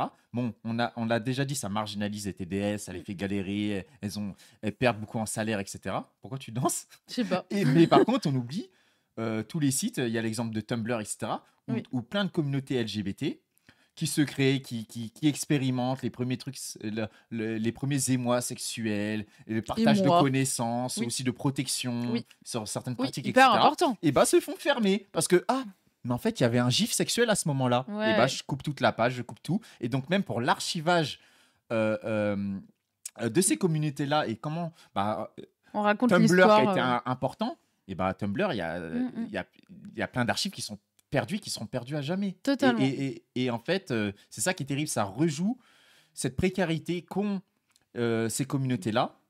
Elle se rejoue dans le numérique. Et elle se rejoue partout. Dans la censure numérique, totalement. Un très bon article, si vous voulez, de Susanna Paussenen qui parle de ça et comment la censure numérique, elle baise les minorités sexuelles, au sens pas propre du terme, du coup. Mais ça aurait été mieux au sens propre. Avec un peu de respect, avec un peu de respect, on peut le faire. Donc, non, intéressant aussi de remettre en contexte tout ce qui est la lutte contre la pornographie. Du solide, ok? Pour pouvoir vérifier mon hypothèse de base. C'est ça le but. Sauf que ça n'existe pas. Donc, pendant quelques jours, j'ai semé un petit peu. J'avais pas vraiment envie d'abandonner quand même, après tout le temps que j'y avais déjà passé. J'avais aucune réponse à mes questions. C'est quoi concrètement les trucs sur lesquels les gens fantasment? Et comment expliquer qu'on va plutôt être attiré par ceci ou cela? Et surtout, pourquoi est-ce qu'il y a un aussi grand fossé entre ce que les gens déclarent aimer et ce qui est le plus publié sur les sites porno? Bon, ça faisait beaucoup de questions et pas beaucoup de réponses. Alors au bout d'un moment, je me suis dit, tant pis. Si l'étude scientifique n'existe pas, on va la faire. Wesh, j'adore le montage. Ah mais là, vous respectez j'adore pas le parce montage. que les gens comme vous faites des études quand même. Bah oui, mais nous, skip. Non, mais elle voulait une étude de grande ampleur, qui soit vraiment... Non, on est d'accord, elle a pris votre buzz là quand même. Non, bah oui, mais non, c'est que nous, on n'a pas les mêmes échelles, quoi. C'est-à-dire qu'en fait, une étude... Oui, vous parlez pour 10 chercheurs, alors qu'elle parle pour 230 000 personnes. Bouh, la honte! Bouh! Nonor se fait voler tout son buzz! Bouh! Tout le monde dit bouh! T'es nul! Bouh! Ah, tu m'as craché! Tu me craches dessus! C'est une dinguerie! Wow, et donc, Max, je vais te choper! Ouais, je suis jalouse de pas être dans son équipe de recherche, en vrai. Je suis vraiment jalouse. Allez, là, passe à autre chose, là. On y va. Wesh, carrément, elle a fait un film. À chaque fois que je viens sur le live, il y a Nonor qui frappe Max. C'est vrai, ça. Wesh. Mais défendez-moi un jour. Défendez-moi le chat. Appelez toutes les associations de personnes battues et vous m'aidez, s'il vous plaît. J'en peux plus, là. Je souffre. Pourquoi t'appuies sur les... C'est horrible. Mais wesh, c'est hyper long. C'est trop long, le bruit, là. Oh, mais wesh. Elle appuie sur n'importe quoi. Putain, c'est bon là ou pas là? Elle arrête de flex devant nous. Elle flex trop, wesh. Je kiffe. Merci. Sexisme anti-homme. Coucou la nous. On a dû se poser, c'est déjà vérifier notre postulat de départ. Est-ce qu'il y a vraiment ces 3 thèmes majoritaires dans les vidéos porno? Mais c'est quoi les thèmes? J'en peux plus. Mais elle te truc. Parce qu'il y a donc, je sais, il y a une raison à ça. Vous êtes Voilà. On est vraiment qu'au tout début de l'épisode, ok? Donc, Au tout début, putain. De stream, on a deux. c'était pas juste mon imagination et que les thèmes que j'avais repérés sont réellement les thèmes les plus présents sur la plateforme. Ou non, parce que si c'est pas le cas, Oui, c'est fin d'épisode. Sauf que, comment on fait ça? En gros, on n'a aucun moyen de le faire avec les données qui sont fournies par les sites porno, parce que comme on l'a vu, c'est pas fiable. Et on n'a pas d'études qui recenseraient ces stats-là, parce que encore une fois, ça n'existe pas. Ou en tout cas, pas de cette manière-là. En fait, ce qu'il faudrait presque, c'est craquer l'algo de ces sites et faire une sorte d'étude statistique et analytique complète de concrètement qu'est-ce qu'il y a sur les sites porno. Mais entre nous, ça sonne un petit peu galère, principalement parce que les sites ne donnent juste pas accès à ces données. Alors là, on se dit, on peut peut-être le faire manuellement, à savoir on regarde toutes les vidéos porno et on compte. Sauf que pour avoir des statistiques représentatives, il faudrait avoir beaucoup de données. Genre vraiment beaucoup de données. Le faire à la main, ça prendrait juste des siècles. Des siècles à consommer du porno, c'est pas forcément un choix de vie que j'ai envie de me donner actuellement. Moi, si. Le Nord, c'est littéralement ce qu'elle fait. C'est la seule personne qui a pas besoin de mettre en navigation privée. Parce que là, c'est mon boulot. Mais, J'adore. Pourquoi vous regardez du porno? C'est pour ça qu'elle aurait dû me prendre, j'aurais regardé, moi. J'aurais regardé pour elle. Excusez-moi. L'autre alternative dans un monde idéal, ce serait qu'il faudrait presque créer une sorte d'algorithme spécialisé et en gros scraper, récupérer tout le contenu de ces sites-là pendant des mois et collecter juste des millions de je sais pas combien de tonnes de data, les organiser et en faire une étude statistique. Alors en ce qui me concerne, j'ai fait des études d'histoire de l'art et d'archéologie et je n'ai pas ces capacités. Donc en fait, il faudrait même carrément trouver une sorte de génie des maths et des algorithmes qui serait capable de faire ça. Et quand bien même on trouvait quelqu'un comme ça, ce serait juste toujours giga illégal de le faire. Oh mais j'avoue, c'est incroyable d'avoir des vraies Mais musiques. oui, Ça fait vraiment t'as le délire. Comme quoi la censure a du bon. Hein. Tu te rappelles le documentaire qu'on a regardé sur Arte? Avec plein de cucu et de Non, sang. mais sur la censure et United Kingdoms. Oui. Il parlait que la censure, c'est aussi toujours, c'est la classique de la contrainte et des artistes. La contrainte est aussi un boost de créativité, etc.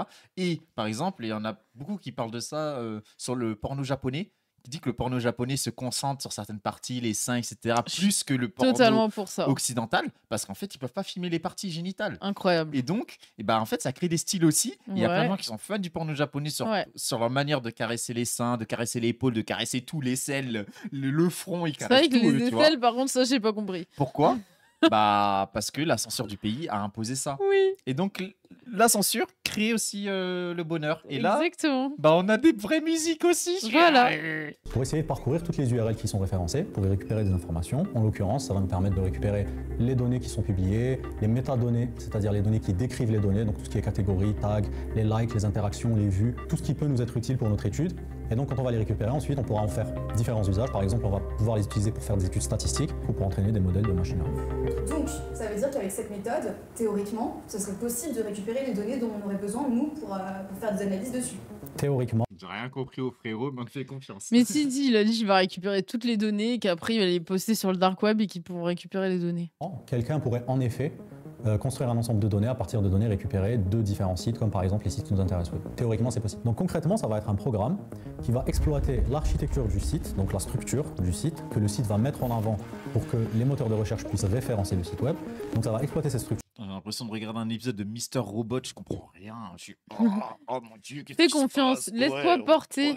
Oui, il faut Tor, c'est ça, j'ai installé Tor sur mon PC. Qu'est-ce que je dois faire après, s'il vous plaît? Là pour accéder au URL du site et pour extraire les données qui sont dessus. Donc bien évidemment, les sites web en général, ils sont protégés contre ces pratiques-là pour plusieurs raisons, notamment pour des raisons de sécurité et de confidentialité des données.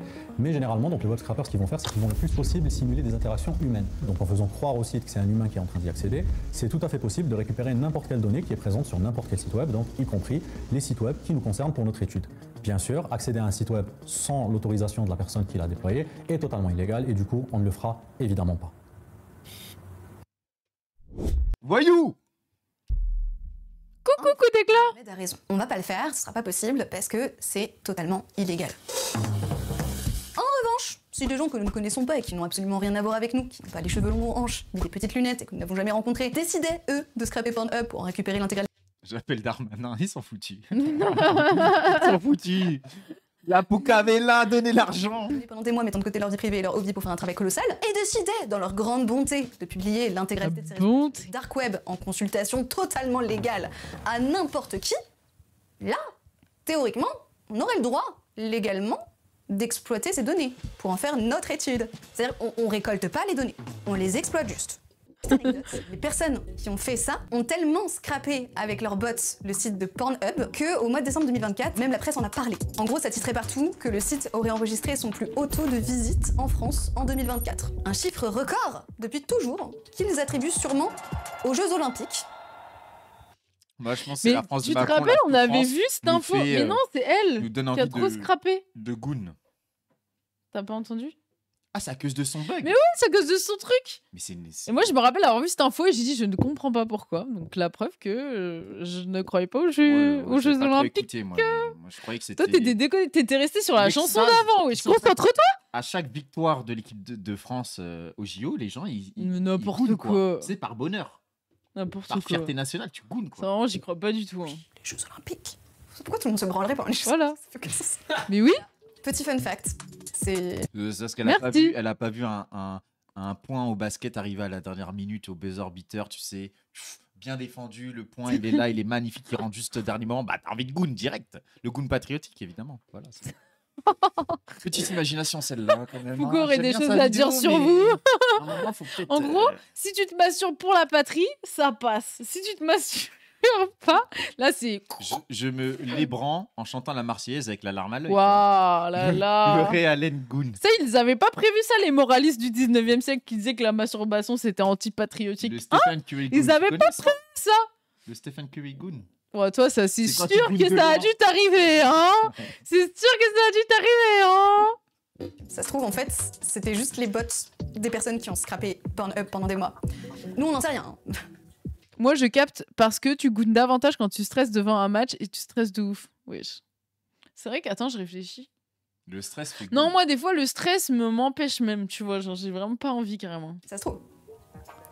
Alors, avoir les données, c'est bien. Mais, vous vous en doutez, il y en a juste beaucoup. Alors, c'était le but, hein, quand même. C'était le but du projet. Mais 1 762 300 vidéos entre 2007 et 2024. C'est beaucoup. Première étape, il faut qu'on organise un petit peu notre recherche. Donc déjà, ça va être supprimer de notre sélection toutes les vidéos qui ne sont pas pertinentes. Déjà, typiquement, 80% des vidéos ont moins de 4 ans, parce qu'en 2020, en gros, la plateforme avait supprimé toutes les vidéos qui étaient uploadées par des utilisateurs non vérifiés, ce qui représentait 75% du contenu présent sur la plateforme. On a donc décidé d'utiliser seulement... Parce qu'à l'époque, il y a eu un scandale aux États-Unis là, de la presse qui avait révélé qu'il y avait plein de problèmes En gros, que Pornhub, il autorisait plein de vidéos avec des violences sexuelles, etc. Et donc, ça avait fait un gros scandale aux États-Unis. Et ça était aussi poussé par plein d'assauts prohibitionnistes et tout. Genre, vraiment... Ils en ont profité. Voilà, ils en ont profité. Mais c'est eux-mêmes qui ont participé au scandale. Donc, oui, et il y a eu le Sesta Fosta en 2018, du coup. Une loi qui, rend responsable les plateformes pour les contenus qui y sont. Et ça implique potentiellement la suppression du site. Or, au nom de la protection des mineurs, en gros, et comme la prostitution c'est interdit, du coup, s'il y a des échanges, en gros, au nom de la traite des êtres humains, en gros, contre la traite des êtres humains, eh bien, tous les contenus avec des trucs sexuels qui proposaient des relations sexuelles, etc., devaient être censurés par les plateformes. Et donc, les réseaux sociaux, etc., se sont mis... Enfin, déjà, qui censuraient pas mal de contenu sexuel, mais encore plus censurés, avec des logiques algorithmiques qui aussi ont précarisé plein de travailleuses du sexe, parce que les travailleuses du sexe dépendent aussi de leur activité sur plusieurs plateformes. Et donc, du coup, forcément, tu peux plus te faire shadowban si t'as des trucs sexuels, et du coup, ou même carrément censuré. Et ça a eu des effets horribles. Par exemple, il y a une TDS qui, s'est fait report, en mode revenge par un abonné qui voulait pas payer son contenu, et du coup, qui l'a signalé. Et elle a perdu, elle s'est fait supprimer ses trucs et ça a entraîné, ça l'a baisé ses droits, quoi. Et donc, non, la loi Sesta Fosta, c'est vraiment une catastrophe. Et à l'échelle européenne, commence à avoir des trucs un peu semblables. Et en fait, les rapports du HCE et du Sénat vont un peu dans ce sens-là en proposant l'idée de, sur le modèle des lois antiterroristes, de proposer ce que Pharos, tu puisses signaler des contenus qui font l'apologie de la violence des femmes. Donc vraiment, on assimile la pornographie au terrorisme et c'est un vrai scandale, surtout parce que ça précarise les travailleuses du sexe aussi avant tout. Et il y a plein de trucs il y a plein d'études qui montrent que comment la censure, ça entraîne un taux de violence plus important à l'encontre des travailleuses du sexe. Et voilà, donc il y a plein de sources si vous voulez, je les mettrai dans le Discord, voilà. Les vidéos de ces 4 dernières années. Et aussi, on a fait le choix de dégager tout ce qui était vidéo avec 0 vue, etc. parce que c'est pas hyper pertinent. Si vous saviez le nombre de gens qui utilisent Pornhub pour poster tout un tas de trucs qui n'ont rien à voir avec du porno, vous avez des super documents. Mais oui, il y a plein de films. Par exemple, une fois, j'ai vu plein de films, genre... il y a vraiment une tonne de films, genre classiques, qui sont sur les sites porno. Ouais. Genre, il y a même des clips, un truc de ouf. De musique et tout. Mais ouais. Je me rappelle, Vald, il avait fait ça, je crois. C'était un coup marketing. Il avait fait, allez voir mon OP non, il avait sur... fait 2 ou 3 versions d'une musique et il y en avait une qui était une version en mode sexe. Il y a Ratatouille. Je me demande pourquoi #Jess sait qu'il y a Ratatouille dans Pornhub. Non, mais c'était vraiment un porno, son clip, oui, je sais. Ah ouais? Ah oui, moi je le vois. C'était un vrai truc, je crois que c'était Léo Lulu ou je sais pas qui. En tout cas, il avait payé des ah, intéressant. Comme Ben Nevers, quoi. Il s'est mis au porno. Ouais, en gros, il avait payé des gens qui étaient des amateurs dessus et pour qu'ils fassent le clip et tout. Non, Lucia Bellucci. Bon, je sais plus. Ah merde. Mais en tout cas, voilà. J'ai vu des livres audio Anar. Ah ouais, on cherche pas les mêmes choses. Il y en a, ils cherchent Ratatouille. Il y en a d'autres, ils cherchent des livres audio Anar. J'adore. Des vidéos Minecraft aussi. Bah dis donc, vous en avez cherché des trucs, j'adore. Voilà. Introduction to Python video. We will learn what is Python. Wesh, quoi? Features of Python and where Python is Ah oui, c'est ça. Les moules vivent sur les rochers. Comment peuvent-elles résister aux vagues lorsque la mer remonte? Ensuite, on a regardé du côté des catégories. Des moules sur Pornhub, faut pas être surpris. Hein. C'est vrai, hein. Moi, je me rappelle un dessin animé quand j'étais petite avec des moules dans Alice au Pays des Merveilles. À un moment ça, où des moules. Déjà, je censure. Non, je déconne. Vas-y, tu peux parler. Ou des moules. Tu crois maintenant que tu vas m'avoir tout le temps et ça me vraiment quand j'étais petite genre vraiment ça me turn on de ouf. C'est par Pornhub, vous savez les catégories genre lesbienne, sodomie et compagnie. En gros l'idée c'était de voir combien de pourcents des vidéos du site tombent dans ces catégories. Les catégories elles ont tendance à être un peu figées, c'est-à-dire qu'elles sont définies par le concepteur du site web, alors que les tags ça va être un système un peu plus collaboratif, ça va surtout être les gens qui vont permettre de référencer les vidéos en ajoutant des tags, que ce soit les utilisateurs ou les consommateurs. Donc, les tags... Mais moi je respecte tellement ces gens tu sais qui mettent bien les bons tags sur les belles vidéos. Pour vous donner une idée un petit peu plus concrète, on a 130 catégories officielles proposées par Pornhub, contre 470 000 tags différents. Donc, deuxième étape assez évidente, ça va être faire le tri dans les tags. Elle nous fait du edging, mais de la mort, genre. Un premier problème, c'est le flou sémantique. En gros, oui, il y a beaucoup de tags, ok, mais ils sont pas tous utiles. Et certains, ils vont être répétitifs. Donc ici, on a aussi dû faire un choix éditorial, entre guillemets, pour virer tous les tags qui soit étaient trop vagues et inutiles, genre par exemple le tag beautiful, mais aussi ceux qui décrivaient plutôt le format, donc par exemple cartoon, amateur, POV, ce genre de choses-là. En gros, l'objectif, c'est de ne garder que ceux qui vont vraiment décrire ce qui se passe dans le contenu. Et ensuite, une fois qu'on a fait ça, on va rassembler tout ce qui reste. En gros, tous ceux qui décrivent la même chose, on les met dans des petits groupes. Donc par exemple, anal, sodomie et as fuck renvoient à la même idée, globalement, hein, ça veut dire un peu la même chose, mais ils sont comptés comme des entrées distinctes. Donc pouf, nous on les rassemble et on en fait un seul groupe, qui désigne la même chose, à savoir... La personne qui a dû se faire chier à trier les tags en famille de tags. Big tits, huge tits. Alors est-ce que ça va ensemble ou plutôt... Ah non, ça doit être trop bien. Tits, okay. Pourquoi t'en connais autant? Le sexe dans le trou du cul. Et donc on a fait ça. Et alors? Oui, la personne qui a doigté les fruits aussi, on commence à plus en pouvoir là, vraiment des figues, les grenades, tout le monde, tout va y passer, wesh, c'est une dinguerie. Laissez les fruits en dehors de ça. Moi, je pense à la pub Orangina, la Pepsi ou Oasis, je sais plus. Tu sais, tu vois, les fruits sont tout mignons, ils dansent et tout. Oasis, là, tac. Et je les imagine se faire défoncer par des gens. Non, mais par des gens qui leur imposent de faire des scènes sexuelles, là, comme on fait. Et ça m'énerve, en fait. Parce qu'ils ont l'air super sympas. À votre avis, sur 600 000 et quelques vidéos, quels ont été les tags les plus représentés? C'est le moment, avant même de continuer, mettez sur pause là la vidéo, ok? Faites vos paris, let's go dans les commentaires. J'offre absolument rien aux personnes qui trouvent, si ce n'est de la reconnaissance. Et il faut faire des paris. Alors, selon vous, c'est quoi? Ah, les paris. Qu'est-ce qu'on peut faire à part un sondage? Mais on peut pas, c'est-à-dire qu'on va donner la réponse. Bah non, on fait des sondages pour voir ce que les gens pensent. Ah merde, j'avoue. Mais non, mais ouais, bah oui, on peut pas. On peut pas. Attends, mettez dans le chat. Sausage House Party. Family. Ouais, mais donc les 3 catégories les plus consommées par les gens. Teen, lesbienne. Oui, teen, lesbienne. Mais c'est vrai que lesbienne, ça revient aussi souvent, alors que je suis pas persuadée. Elle a regardé dans le porno gay, c'est vrai qu'elle a pas dit. Mais non, parce que c'est porno mainstream et hétéro, je pense qu'elle a sélectionné comme ça. Ok, cheat. Ah non, mais les gens... Mais j'avoue, c'est vrai que ça, c'est une bonne question. Non, mais les gens qui sont dans le kink fit, en fait, le problème, c'est qu'ils croient que c'est universel, leur truc. C'est vrai que j'ai l'impression qu'il y a une surreprésentation du kink fit. Alors mais je crois que c'est parce que c'est plus accepté socialement. Genre, il fait un peu rire, mais il n'y a pas autant. Oui. Mais après, je pense que c'est Tarantino qui a contribué à la visibilité de ce kink-là. De y travailler. 5e place du podium, on retrouve le terme gros cul. Ça, c'est pour Max. Spécial dédicace au pigophile. On appelle ça la pigophilie et il y a le droit. C'est autorisé par la loi, donc je vois pas le problème. Il y a le droit. Belle maman, beau papa, grand-père, grand-mère. Très familial, hein, très familial. Beau frère. Globalement, toute la famille y passe. À la 4e place du classement, sous le cluster, donc le groupe, family. C'est-à-dire l'inceste. Et ça continue. La 3e place est occupée par des termes contournant l'impossibilité d'utiliser d'autres mots, qui, eux, ont été bannis, mais qui désignent globalement la même chose. 18 ans, teen, adolescente, jeune, très jeune, à peine légale.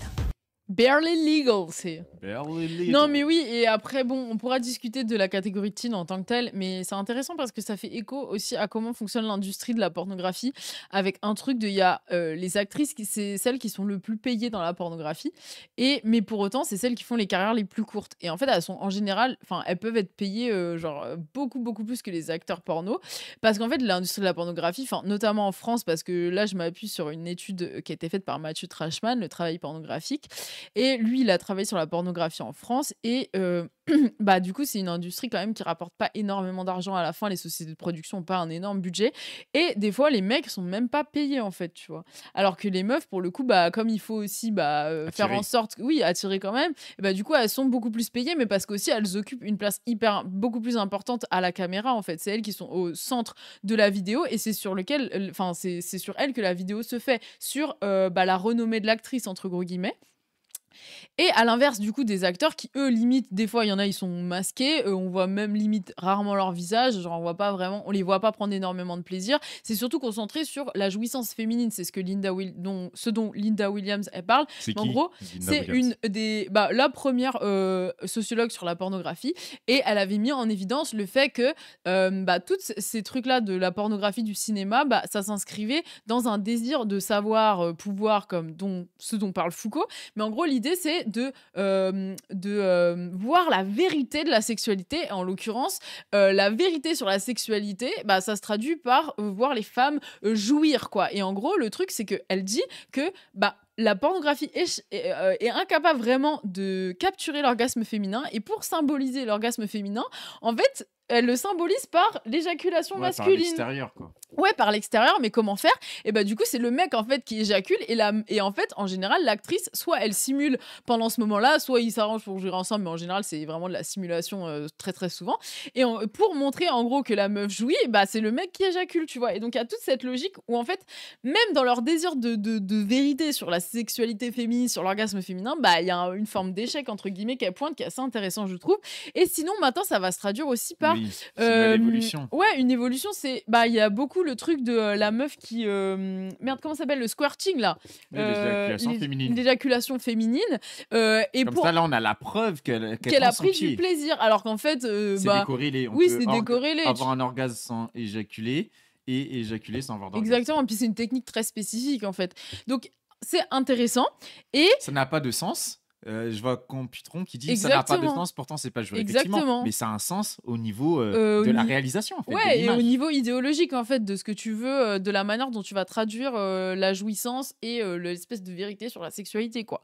Et donc intéressant. Et du coup il y a un gros turnover chez les actrices parce que pareil c'est un milieu aussi assez patriarcal. Et donc il y a l'idée que c'est des hommes, les réalisateurs qui vont trouver de nouveaux talents, des actrices et qui vont essayer de maîtriser leur sexualité, essayer de leur faire découvrir des désirs.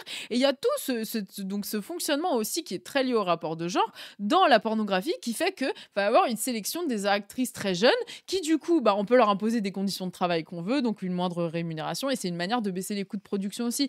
Donc en fait il y a aussi ce truc de pourquoi ils jouent autant sur le truc de teens, c'est aussi parce que bien sûr il y a une érotisation de la jeunesse etc, parce que même dans les statistiques on voit que les femmes ont tendance à se mettre avec des hommes plus âgés qu'elles, donc dans la société en général, même au-delà du fantasme de pédophilie, il y a aussi le truc que en général les mecs de la fraîcheur, de la fraîcheur mais pourquoi parce que les femmes qui vieillissent ça intéresse moins, etc. Exactement, mais pourquoi parce qu'il y a une idée de il faut que la féminité ça rime avec innocence, avec oui, et avec le truc aussi du script hétérosexuel classique où c'est le mec qui est le sujet actif du désir et la meuf elle est objet de désir, elle se fait initier par le mec. Exactement. Et en fait c'est lui qui doit lui faire découvrir son propre corps, tu vois, il y a toute une quand même une ignorance autour du corps féminin, bien sûr qui a tendance à évoluer et qui a été qui a aussi c'est aussi permis par tous les mouvements féministes qui ont fait en sorte de montrer que apprendre l'anatomie, apprendre comment on joue etc, mais en fait on voit bien qu'il y a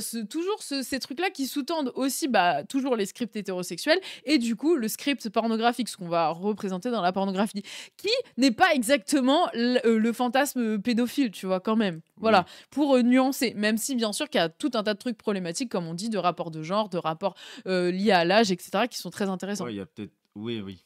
Voilà. Et deuxième place, Rough. La violence. Mais rough, c'est tout un tas de trucs, tout est amalgamé dans cette catégorie. Oui, la catégorie, elle est grande, quoi. La catégorie, elle va de je t'attrape. Enfin bon, elle va le dire. Un peu dur à. Oui. Mais après, rough, c'est quand même pas BDSM, donc c'est un truc un peu entre deux, genre une sexualité qui essaye de pas être trop. Ça va de dynamique.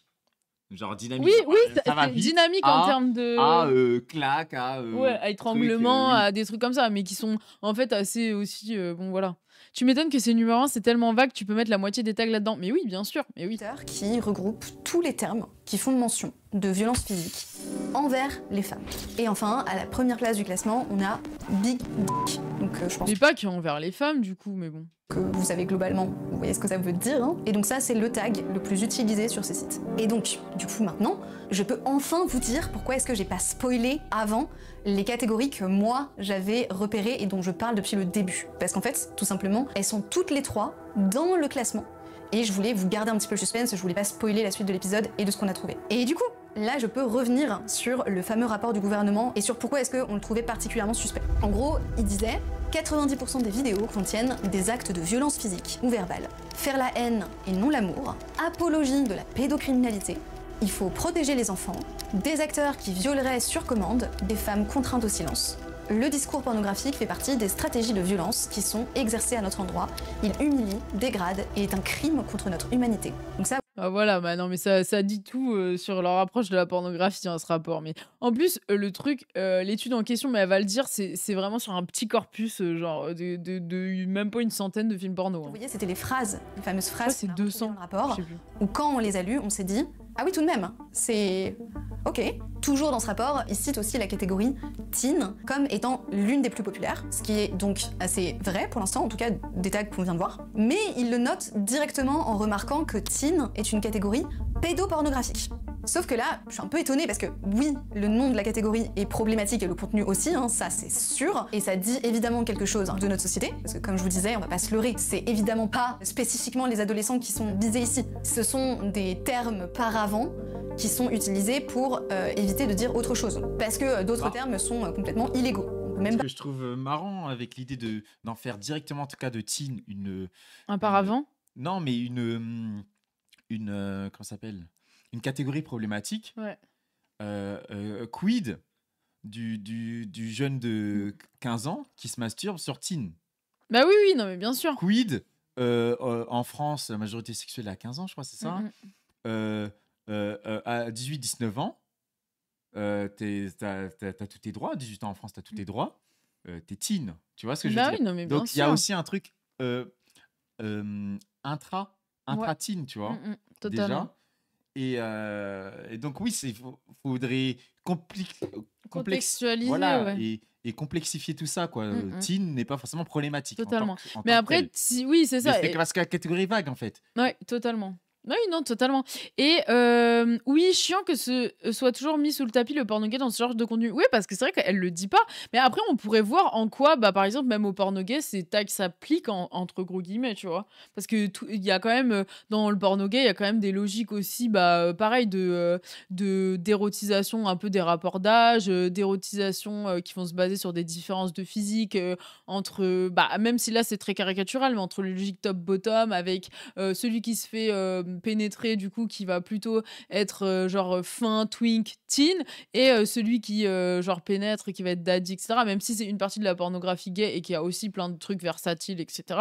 Et que je pense en vrai ça pourrait s'appliquer, mais le fait qu'elle le précise pas, ça rejoue aussi toute l'idée de la pornographie comme d'un truc d'hétérosexuel, alors que c'est pas le cas et que les études montrent notamment que bah, dans la pornographie, les hommes gays et les personnes bisexuelles, femmes comme hommes, dans la dernière enquête de Marie Bergstrom sur la sexualité qui vient, qui est intéressant, qui tire ses analyses de l'enquête Envie, qui a été fait sur plein de jeunes adultes et leur rapport à la sexualité, il montre que les femmes bisexuelles et hommes bisexuels et les hommes gays sont ceux qui déclarent le plus regarder de la pornographie et le prendre comme une source d'information. Donc, dans la socialisation sexuelle de certaines minorités de genre, il y a minorités sexuelles, pardon, il y a une grosse importance de la pornographie, qui est beaucoup moins le cas, par exemple, des femmes hétéros, quoi, ou des femmes lesbiennes. Donc intéressant aussi, même quand t'es une meuf et que t'as envie de t'identifier à la meuf de la vidéo quand t'es jeune, mais bien sûr, et en plus il y a l'aspect aussi de... Faites mieux. Oh, merci beaucoup, adorable. Mais c'est parce qu'il y a l'idée que teen serait considéré que par des hommes justement vieux, tu vois. Oui, exactement. Oui, des il y a vieux qui veulent regarder des jeunes, alors qu'en fait c'est bien plus complexe. Teen peut être déjà par des teens, hommes comme femmes. Oui, totalement. Et pas forcément masculin, tu vois, il y a vraiment des meufs qui veulent se reconnaître dans le sujet qui va être vu comme passif, donc la meuf, voire pas forcément passif, mais souvent on va dire passif. Oui. Et donc bah, elles vont chercher teen avec parfois sûrement avec un personnage masculin vu comme plus âgé, quoi, en tout cas. Oui, exactement. Ça part du principe que le vieweur moyen est un homme d'âge mûr, ce qui n'est pas totalement faux parce que la pornographie, c'est plus regardé quand même par les adultes que par les jeunes, etc. C'est de moins en moins vrai. Mais ça évolue, etc., bien sûr. Et il y a aussi le truc de, moi, je pense que c'est des normes de corps aussi, parce que des fois, genre, moi, je vois les teens, par exemple, moi, j'aime bien les gros seins, par exemple, je vais te dire juste, et du coup, les teens, c'est rarement le cas, en fait. Genre, elles ont rarement des gros ins. Et par exemple, je sais que moi, il y a plein de mes enquêtées qui disaient qu'elles n'aimaient pas les corps refaits, genre qui me connotaient selon elles trop l'objectification du corps masculin et qui recherchaient des corps dits plus naturels. Oui. L'objectification du corps féminin. Oui, du corps féminin, pardon. Et que du coup, bah, pour elles, les corps trop avec des gros seins et des grosses fesses, c'était trop objectifiant. Donc elles recherchaient des corps féminins plus normal, entre guillemets. Ça veut dire quoi, normal? Ça veut dire plus fin, avec moins de forme, etc. Qui correspond un peu à un idéal d'un corps d'une femme un peu bourgeoise, tu vois, genre voilà, blanche, etc. Qui mange bio. Exactement. Et du coup, c'est précis que peut-être qu'elle va regarder des trucs de teen. Parce que du coup, elle cherche un corps de meuf pas trop avec des formes, etc. Aseptisé. Exactement, dans sa tête, aseptisé. Mais du coup, en soi, c'est pas pour autant qu'elle va désirer les jeunes filles, tu vois. Ouais. Donc je trouve intéressant de faire ça parce que moi, par exemple, je verrais jamais regarder cette catégorie teen, mais jamais, parce que juste les types de corps féminins ne m'intéressent absolument pas et vraiment m'énervent même, genre ça me voilà. Après, voilà. Et après, tu peux toujours dire que oui, en effet, bien sûr, que moi, le fait que ça m'intéresse pas des corps de meufs jeunes, c'est parce que j'érotise pas peut-être les meufs jeunes et que j'ai pas de problème par rapport à ça, à la grosse rigueur. N'empêche qu'il y a aussi des rapports de classe aussi, tu vois, derrière. C'est que la catégorie est plus plurielle qu'on le croit. Ouais. Et ses consommations sont plus plurielles qu'on le croit. Donc, les abolos qui disent « Regardez, c'est la preuve d'une volonté pédophile des gens parce que juste, ils regardent le tag teen », sont des menteurs qui veulent juste faire avancer leur agenda. Exactement. Voilà. Et puis comme Mina Draki a dit, est-ce qu'on désire vraiment les corps qu'on regarde dans le porno? Bah oui, parce que moi je vais regarder plein de vieux mecs dégueulasses, des fois ça m'arrive, genre, et pour autant je les désire pas du tout, mais c'est le scénario qui m'excite, c'est d'autres trucs qui m'excitent, donc voilà, oui, moi j'aime bien les MILF, j'avoue, je kiffe. Elle est rentrée sur le site. D'ailleurs, petit fun fact, mais teen a aussi été banni des catégories. Maintenant, c'est remplacé par la catégorie 18-25. Mais ça reste à peu près la même chose, c'est toujours... Non mais voilà, et c'est là encore que la censure, ça devient débile d'interdire certains trucs, mais en fait, ils arriveront toujours à dissimuler, même de tous les trucs autour de la culture du viol. Avant, ils disaient... Non, qu'est-ce qu'ils disaient? Ils avaient tout un tas de mots pour dire, genre en mode, on la viole, quoi. Et maintenant, ça a encore changé. Et en fait, au fil du temps, les gens apprennent, tu vois. Mais au tout début, c'était accepté le mot rape. Je suis pas... Oui. Il y a, Bon, il y a je ça crois, 15 dépend, ans, hein. il y avait rape. Ah ouais? Et parce que moi, j'ai jamais vu rape ça a été autorisé. interdit, et après, tu mets un autre mot, tu mets rough, ou tu mets je sais pas quoi. Et ça Oui, revient au oui. même. Oui, non, mais oui, totalement. Oui, c'est toujours ça, c'est que... Bah en fait, les gens Mais c'est- apprennent les nouveaux mots, en fait. Il y a un truc de socialisation Oui, même à la d'apprentissage. plateforme, tu vois. Mais attends, il y a... Feu pour parler du même fantasme. En revanche, normalement, dans les vidéos de cette catégorie, normalement, les acteurs et actrices ne sont pas mineurs. Donc d'un point de vue légal, ce n'est pas de la pédopornographie. Ce que je veux dire, c'est que nous, quand on a lu l'étude, du coup, on a trouvé ça un petit peu étrange, un petit peu malhonnête intellectuellement, de le présenter comme ça. Parce Bah, évidemment que c'est malhonnête, c'est les abolos, Ah les, oui. les anti-porno. Bah en fait, c'est qu'ils y vont, quoi. Ils y vont qui fort. mentent, quoi.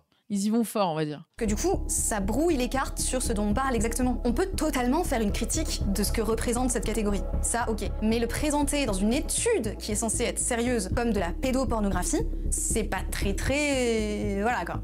Bref, pour revenir à mon hypothèse de base où je vous disais que j'avais vu globalement 3 catégories, etc. Tout début de la vidéo. Et ben dans les stats qu'on a fait, enfin pas qu'on a fait, les hackers.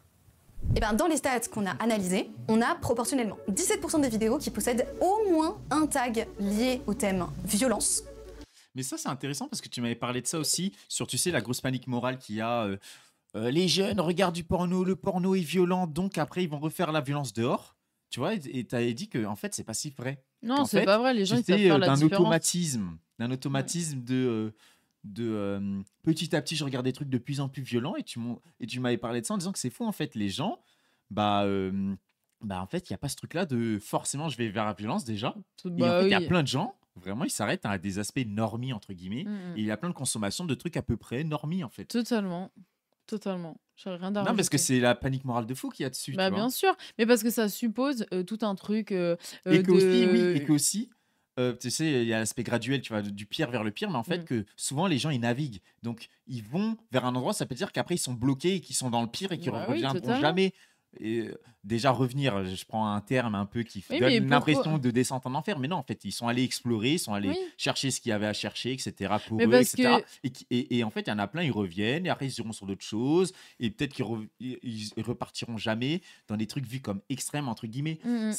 C'est en fait, les gens, ils naviguent, en fait. Oui, Ils voilà. naviguent énormément selon leur goût. Il faut arrêter tous ces discours d'automatisme, quoi. C'est pas parce que tu joues d'abord à Mario sur Nintendo que tu vas finir par jouer à GTA et à tuer tout le monde Oui, dans et GTA. quand bien Il y en a, même, ils tu ils vois. feront toute leur vie sur Nintendo. Oui. Voilà. Et il Et y en voilà, a- et quand bien et c'est pas même, parce que tu tues des gens sur GTA que tu vas tuer des gens, que tu vas ouais. tuer des gens dans la vraie vie. En fait, il faut revenir à des trucs très Oui, basiques. voilà. Ça semble très bête quand on Bah, parle c'est- de jeux vidéo, parce que, mais en fait, c'est réel pour ça.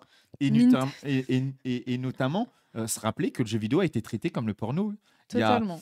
Il y a peut-être 20 ans, c'était pareil. Oui, c'était GTA ça. Oui, oui. rend les enfants violents et ils vont tuer des gens dans la vraie vie, etc. Les school shootings, c'est à cause de GTA, etc. Toutes ces Oui. conneries-là. Merci. finalement. Mais c'est toujours l'argument de la pente glissante qui est tellement le rap répandu. aussi. Bah oui, parce que tu conçois, en fait, vu que c'est des publics soi-disant, comme je le redisais sur le 19e siècle, mais en fait, ça n'a pas changé.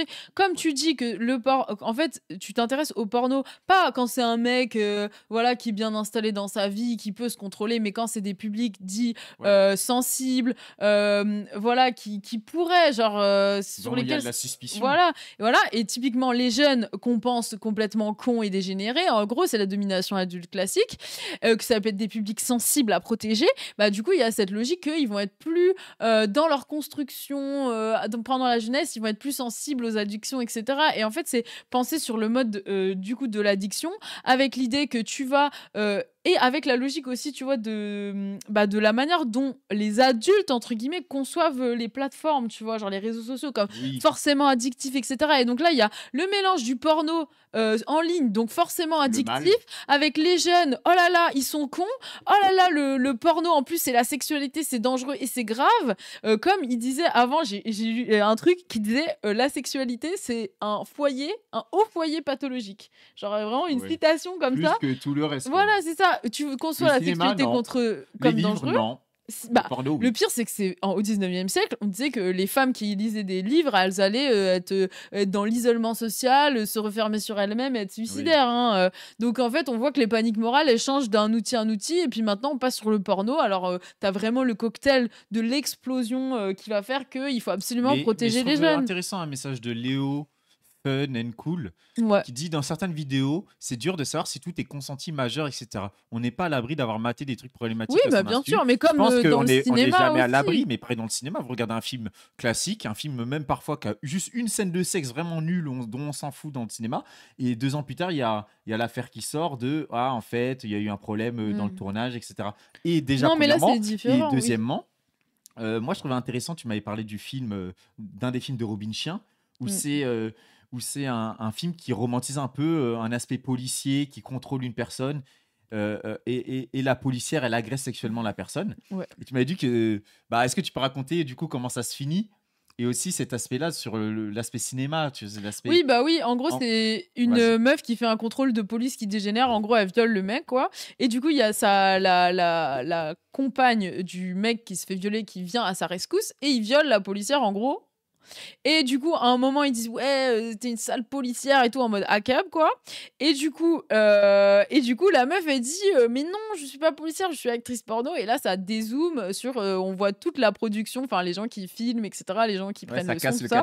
Et ça casse le 4e mur. Et pour montrer aussi que c'est des constructions de la sexualité, que là, on est dans le domaine un peu des fantasmes, et que tout ça, c'est du cinéma, quoi. Mais c'est des trucs en fait qui sont classiques dans le cinéma. Je sais qu'il y avait cette discussion sur le rap, par exemple, avec le rap la drill, le rap de gangster, avec par exemple les gens de Chicago, des Chief, etc., qui rappaient des choses comme quoi j'ai tué le gang adverse, j'ai tué un membre du gang adverse, etc. Et des fois c'était vrai, et des fois c'était faux. Tu sais, des fois c'est faux, etc. Et on savait jamais vraiment. T'écoutais cette musique-là, tu consommais. Et pareil sur l'autofiction. L'autofiction, et par exemple même Christine Angot qui a écrit sur son inceste.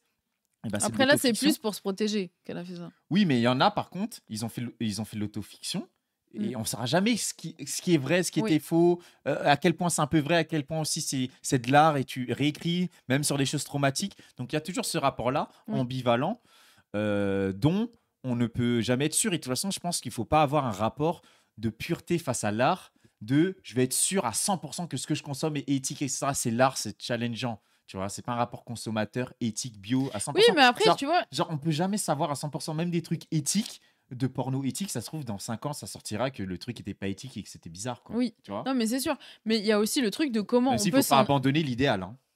Oui, mais comment on peut aussi s'en assurer? C'est en soutenant les revendications des travailleuses du sexe qui veulent justement qu'il y ait des... en fait, c'est ça. Et que maintenant, dans des grosses productions américaines, enfin, tu vois, mais même dans des productions, plein de productions pornographiques, genre, ils s'assurent que toutes les pratiques qui sont faites sont consenties. Par exemple, Calamite, qui tourne pas mal de porno mais une partie sur Pornhub, une partie sur OnlyFans, elle dit que, genre, avec la personne avec qui elle va tourner, elle revoit toute la liste de ce qui va être fait en termes de pratiques sexuelles. Elle en parle avant, au moment où la vidéo va se faire. Après, ils en rediscutent. Enfin, tu vois, il y a tout un truc pour s'assurer du consentement. Voilà. Et après, par contre, pour ce qui est de la représentation de trucs, de zone grise du consentement, etc., moi, je pense qu'il y a aussi toute une partie de personnes qui ont pu être victimes, qui peuvent être excitées par ça aussi. Et donc là, ça pose des questions un peu plus larges, mais peut-être qu'on en parlera tout à l'heure pour pas rester trop longtemps sur la vidéo parce qu'on va mourir. 14% des vidéos qui possèdent au moins un tag lié au thème teen et 13% des vidéos qui possèdent au moins un tag du thème famille.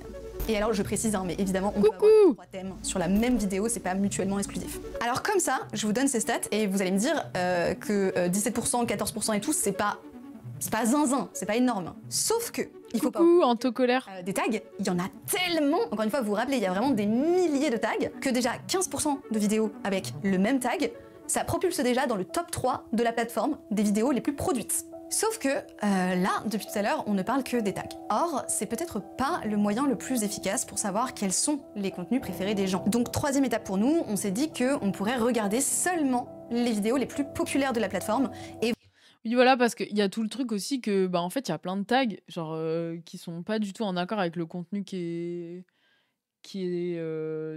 mis. Tu vois, genre, il y a plein de fois, tu regardes une vidéo porno et tu vois la barre de texte, tu te dis, mais ça n'a aucun rapport. Genre, il y a des trucs aussi, c'est par des logiques marketing. Genre, en mode, t'as fait une vidéo porno et puis tu vas mettre les tags qui sont le plus hypés pour que les gens ils regardent. C'est comme sur YouTube. Voir s'il y a des différences entre, du coup, la majorité de tags qui s'y trouvent et la majorité de tags qui se trouvent sur toutes les vidéos en général. Parce que, après tout, c'est pas parce qu'un tag est utilisé majoritairement sur le site que ça veut dire que c'est ce tag qui est le plus consommé ou alors qui se retrouve dans les vidéos les plus vues de la plateforme, vous voyez? Et là, on a trouvé un truc. En gros, la répartition des vues est totalement déséquilibrée. Ce qu'on va faire pour vérifier ça, ça va être d'utiliser un outil qui s'appelle... Ouais, parce que t'as beaucoup de vidéos qui font énormément, genre des millions, puis t'en as plein, elles sont à genre 100 000, 10 000 vues, des trucs comme ça, quoi. On a une toute petite portion des vidéos qui vont concentrer un très très grand nombre de vues. Et du coup, dans le cadre de notre étude, c'est exactement ce qu'on a fait, c'est-à-dire qu'on a pris les statistiques qui étaient à notre disposition de manière totalement légale et on les a utilisées pour dessiner une courbe de Lorenz. Dans le cas de notre étude, voilà à quoi ressemblait notre courbe de Lorenz.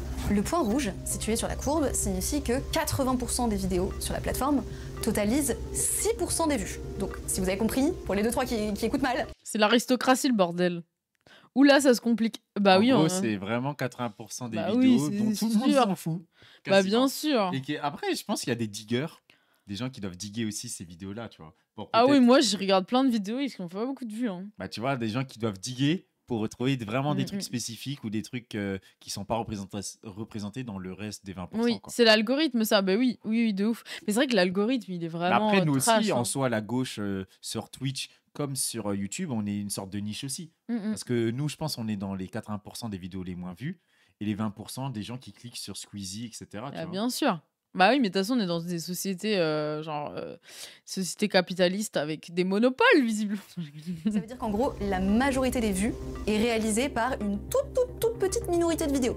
C'est ce que montre... Même les gros studios américains, là, je sais plus comment ça s'appelle. Oui, bah Brazzers, des trucs comme ça, là. Ouais, je pense que c'est eux qui raflent la grosse majorité. Hein. Ouais, alors que c'est vraiment des contenus de merde parfois, hein, franchement. Encore Brazzers, moi j'aime bien, mais après, voilà. Le point vert. Tu sais que c'est vu, je crois, comme le truc le plus beauf, hein. Le plus genre... Ah ouais? Beauf classique. Moi, je regardais ça avant, au début. D'homme classe moyenne, blanc classique. Ouais, moi, je trouve ça va, c'est pas mal. Hein. Moi, il y a une autre chaîne que j'aime bien, mais je dirais pas. Bah, allez, bref. Allez, bref, on continue. Non, Brazzers, pour moi, ça va, ça se respecte. Ah ouais? Moi, je crois que c'est comme, américain de ouf, mais je trouve qu'il y a de Transformers, quoi, en cinéma classique, tu vois. Oui, non, mais bien sûr, mais je trouve qu'au niveau de l'acting, c'est pas le pire, genre. Ça va. Je trouve. Bah, en tout cas, voilà, c'est vu comme le... Oui, en vrai, Brazzers, ils sont créatifs. Merci de me défendre. Ouais, ils sont créatifs comme du... Non, mais oui, d'accord, c'est Marvel, d'accord. Oui, voilà, c'est Marvel. Oui. C'est le double cheese du porno, Brazzers. Le Marvel du porno. Oui, mais est-ce qu'on... Non, mais c'est vrai que ça fait longtemps que j'ai pas regardé une de leurs vidéos. Mais je me rappelle que je trouvais que c'était pas le pire, genre. Il y a largement pire, hein. Non, mais moi, ouais. Ils refont toujours des blockbusters comme Pirates des Caraïbes. Ah ouais? Mais c'est vrai qu'ils faisaient des vidéos comme ça. Putain, j'ai pas vu assez, hein. Ouais, J'ai dit Brazzers. J'ai regardé quelques vidéos, mais j'ai pas regardé assez, j'ai l'impression. C'est un peu goofy core. Mais moi, j'aime bien ça, en fait, quand c'est abusé. Oui, c'est parodique, ouais. Mais moi, j'adore le porno parodique. Genre, je déteste le porno authentique. Le couple, on est un couple et on a l'air vraiment dans notre quotidien. Je déteste ça. Moi, j'adore. Rendez-moi les scénarios, les trucs un peu genre goofy. J'adore. Le plombier avec sa grosse moustache. Oui, j'adore ça. Genre. J'adore. Mais non, mais vraiment, rendez-moi du budget. Donnez-moi. Non. Rendez-moi du truc goofy, après, je peux pas. Pour tous les goûts. Oui, mais je m'en fous. C'est la dictature du porno ici. C'est vraiment transparence 2.0 et mythe de l'authenticité. Ah ouais, non, vraiment. Ah oui, j'avoue, quand ça se prend au sérieux, je trouve ça cringe. Ah, je déteste. Genre le porno érotique à la Dorsel, là. Oh, il n'y a rien que je déteste plus que ça. Ça, c'est vraiment mon enfer. Pour le coup, il y a des scénarios soi-disant, mais vraiment le porno érotique classe, je déteste ça. vidéos font 80% des vues de la plateforme. Pour rester dans un spectre assez large, on décide de prendre les vidéos qui représentent 60% des vues. Ce qui fait déjà un petit panel d'à peu près 10 000 vidéos. Et en faisant ça, donc en analysant spécifiquement ces 10 000 vidéos qui font 60% des vues de la plateforme, donc qui sont vraiment les plus consommées, que les gens adorent, et ben nos 3 thèmes restent toujours dans le top 5 avec Big Boobs et Big Dick. On a 37% pour... La classique, les seins, oui. Je refuse de céder à la dictature des grosses fesses. Je supporte pas, c'est les gros seins. Le porno, c'est les gros seins, c'est tout. Non. C'est tout. Non. Genre, y a pas à discuter. Non. Voilà, merci. Les seins, Non. on adore. Merci. Non. Les seins, on adore. Mais pas Non. les... Moi, j'avoue, les seins fesses, j'accepte pas. Moi, je veux des seins naturels, mais gros. Voilà, c'est tout. Si je dirais... Mais après, il y a des petits seins qui sont jolis, j'admets. Mais globalement, on reste sur la suprématie des seins. On est blanc ici. On aime les seins, d'accord? Pas les fesses. Alors, on va faire le sondage. sondage. Pas les pieds. Sondage, les gens. Moi, j'espère que c'est les fesses qui vont gagner. Parce pour le moment, il y a 4... Oh, c'est moitié-moitié. 50 les fesses, ouais. Et oh, les putain, ça revient. Oh là là, égalité. Oh, les seins. Non, les seins. Les gens, les fesses, vous êtes bêtes, quoi. Oh là là. Ça se creuse. Le chat de blanc raciste. Le chat de blanc raciste. On est là, le Ku Klux Klan, c'est nous. Non, let's go, les gens. Les gens, les fesses. Les seins. Non. Les seins. N'importe quoi. Les seins. Moi, j'ai vu... De toute façon, je vais vous dire la vérité, les seins, c'est que des fesses de poitrine avec des tétons. Donc, c'est avant tout, c'est les fesses, c'est plus important. Ah, là, pour l'instant, on va gagner. Allez, les gens. Allez, non, attendez. Oh, attends, je vais voter. Il faut que je vote. Non, il n'y a pas de voter. Les fesses. Allez, let's go, les fesses. Je m'en bats les couilles. Tu vas arrêter le sondage ou quoi? Non, tu veux pas terminer le sondage? Ouais, non, il y a 2 minutes. Allez, les gens, non, pour le peuple, pour la France, pour tout le monde, pour l'humanité. Oh là là, c'est tellement serré. Les gens, oh là là, ça devient serré. Je vote. Où est-ce qu'il est le sondage? J'ai peur, les gens. Je veux voir le sondage. Et faites pas là, je sais que des fois vous faites des trucs comme ça, vous faites égalité. Faites pas égalité, on veut un gagnant. Alors les fesses, s'il vous plaît. Non, mais là on est perdant. Les gens, il reste combien de temps? Battez-vous pour la suprématie. Les gens, vous savez très bien que les seins, on a déjà cédé l'Algérie, on ne cédera pas les seins, d'accord? Imaginez, qu'est-ce que vous préférez chez une personne, qu'elle l'est ou qu'elle n'est pas. Il y a des gens qui ont suivi la chaîne juste pour voter. Il faut y aller. Ma team Fion, elle est où? Attendez, pour le moment on gagne. Les gens. Non, les gens, vous déconnez là. Ah, il reste on 10 10 secondes, les gens, faites-le pour la France. Il reste 2. Oh là là. Le vote Roussel. Non, mais c'est terrible ce que vous m'avez fait. En fait, c'est. On a perdu de peu. Merci. Non, 38, égalité. Quoi? Non, arrête. Si, égalité. Non, arrête. Il y a 3 pieds seulement. Égalité. Comme on dit, pourquoi choisir entre Lionel Messi et Cristiano Ronaldo quand on peut profiter de ces 2 monstres? Non, moi je suis pas d'accord. Merci à tous. Je suis pas d'accord. C'est pas quand on n'accepte pas la diversité ici, genre. Mais moi je suis heureux. Non, je refuse. Pourquoi ne pas profiter de ces 2 monstres? Parce que c'est la suprématie, il n'y a pas de place. Il n'y a pas de place. Il y a juste la domination. L'égalité de fou, c'est vraiment une dinguerie. Je suis choquée en fait. Voilà. J'aurais dû demander à quelqu'un d'autre de voter là. J'aurais dû demander à des bots de voter. Rough, on a 27% pour adolescence et 23% pour inceste. Et plus surprenant encore, c'est que au plus on se centre sur les vidéos les plus populaires, donc celles qui ont le plus de vues, et au plus ces thèmes-là deviennent centraux. Regardez par exemple maintenant si on prend les 1000 vidéos les plus populaires, voilà ce qu'on obtient. Ce que ça veut dire, c'est que c'est pas seulement que les gens postent beaucoup de vidéos avec ces tags, mais que ce sont aussi ces vidéos avec ces tags qui sont les plus consommés. Et donc... Pourquoi Mia Khalifa, elles l'ont mis alors qu'elle fait même plus de porno, wesh? Laissez lui, il a le droit à la déconnexion. Mais vraiment, cette queen, j'aimerais bien qu'elle soit la reine de l'univers, genre. De l'univers? Ouais, carrément. Je la mets reine de l'univers, j'aime trop cette meuf. Demande tout ça. Ça veut dire que statistiquement, mon constat du tout début de la vidéo, il était bon. Il y a de très nombreuses chances, statistiquement, que si vous prenez une vidéo au hasard sur la page... C'est là que c'est toujours décevant, la sociologie, c'est que, en fait, ça te confirme l'évidence. Un peu. Il faut ça confirmer, le prouver. Oui, ça c'est vrai, Je trouve pas ça honnête de traduire Chin par ado. Oui, moi non plus, en vrai. En vrai, moi non plus.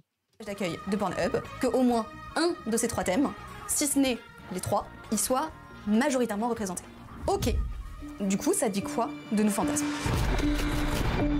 Maintenant qu'on a vu, en effet, que ces 3 catégories sont les plus consommées, et donc, a priori, il y a un fantasme majoritaire au sein de la population vers ces catégories-là, hein, je rappelle, violence envers les femmes, inceste et pédophilie déguisée. J'aimerais qu'on parle un petit peu de ça avec le plus de neutralité possible. Parce que je trouve que si on veut en parler, et en parler bien, il faut essayer de prendre un petit peu de recul. Donc mon objectif ici, c'est de ne pas avoir de jugement, et simplement d'être analytique. En gros, s'interroger sur une question. Pourquoi? D'abord, vous remarquerez que là, je viens de parler d'inceste et de pédophilie déguisée assez volontairement. Alors, c'est bien, elle a corrigé en bas en mettant pédocriminalité parce que les gens font tout le temps cette erreur-là. Bah oui, donc parce que elle bosse, hein. Parce oui, que oui. pédophilie et pédocriminalité est toujours confondu, etc. Et putain, elle est oui, forte, parce que hein, comme respect. dirait la psychologie, la pédophilie est une paraphilie, anciennement dite perversion. Vas-y, dis-le en phrase qu'on peut comprendre là. Non, mais qu'en gros, c'est l'attirance, mais ça veut pas dire que tu vas passer à l'acte. En vrai, il y a beaucoup de pédophiles qui ne passent jamais à l'acte. La majorité d'entre eux ne passent jamais à l'acte. Et c'est pour ça que c'est important que si vous avez des fantasmes pédophiles, eh bien, il y a plein de...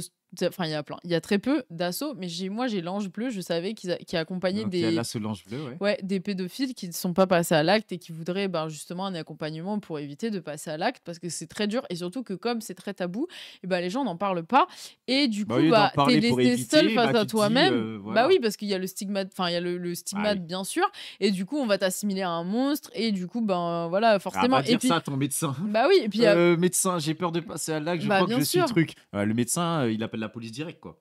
Non, parce qu'il y a un secret médical quand même et tout. Moi, je pense que tu dis ça à ton médecin, il appelle la police. Moi, je pense alors pas. qu'il pourrait peut-être, si ces associations Moi, étaient plus mises en avant, il te dirait, ou sinon il dit rien, en tout cas, il va pas t'aider, quoi. Et peut-être que si ces associations-là elles sont plus mises en avant, ça permettrait à des gens d'avoir un accompagnement pour éviter qu'ils passent à l'acte. Exactement.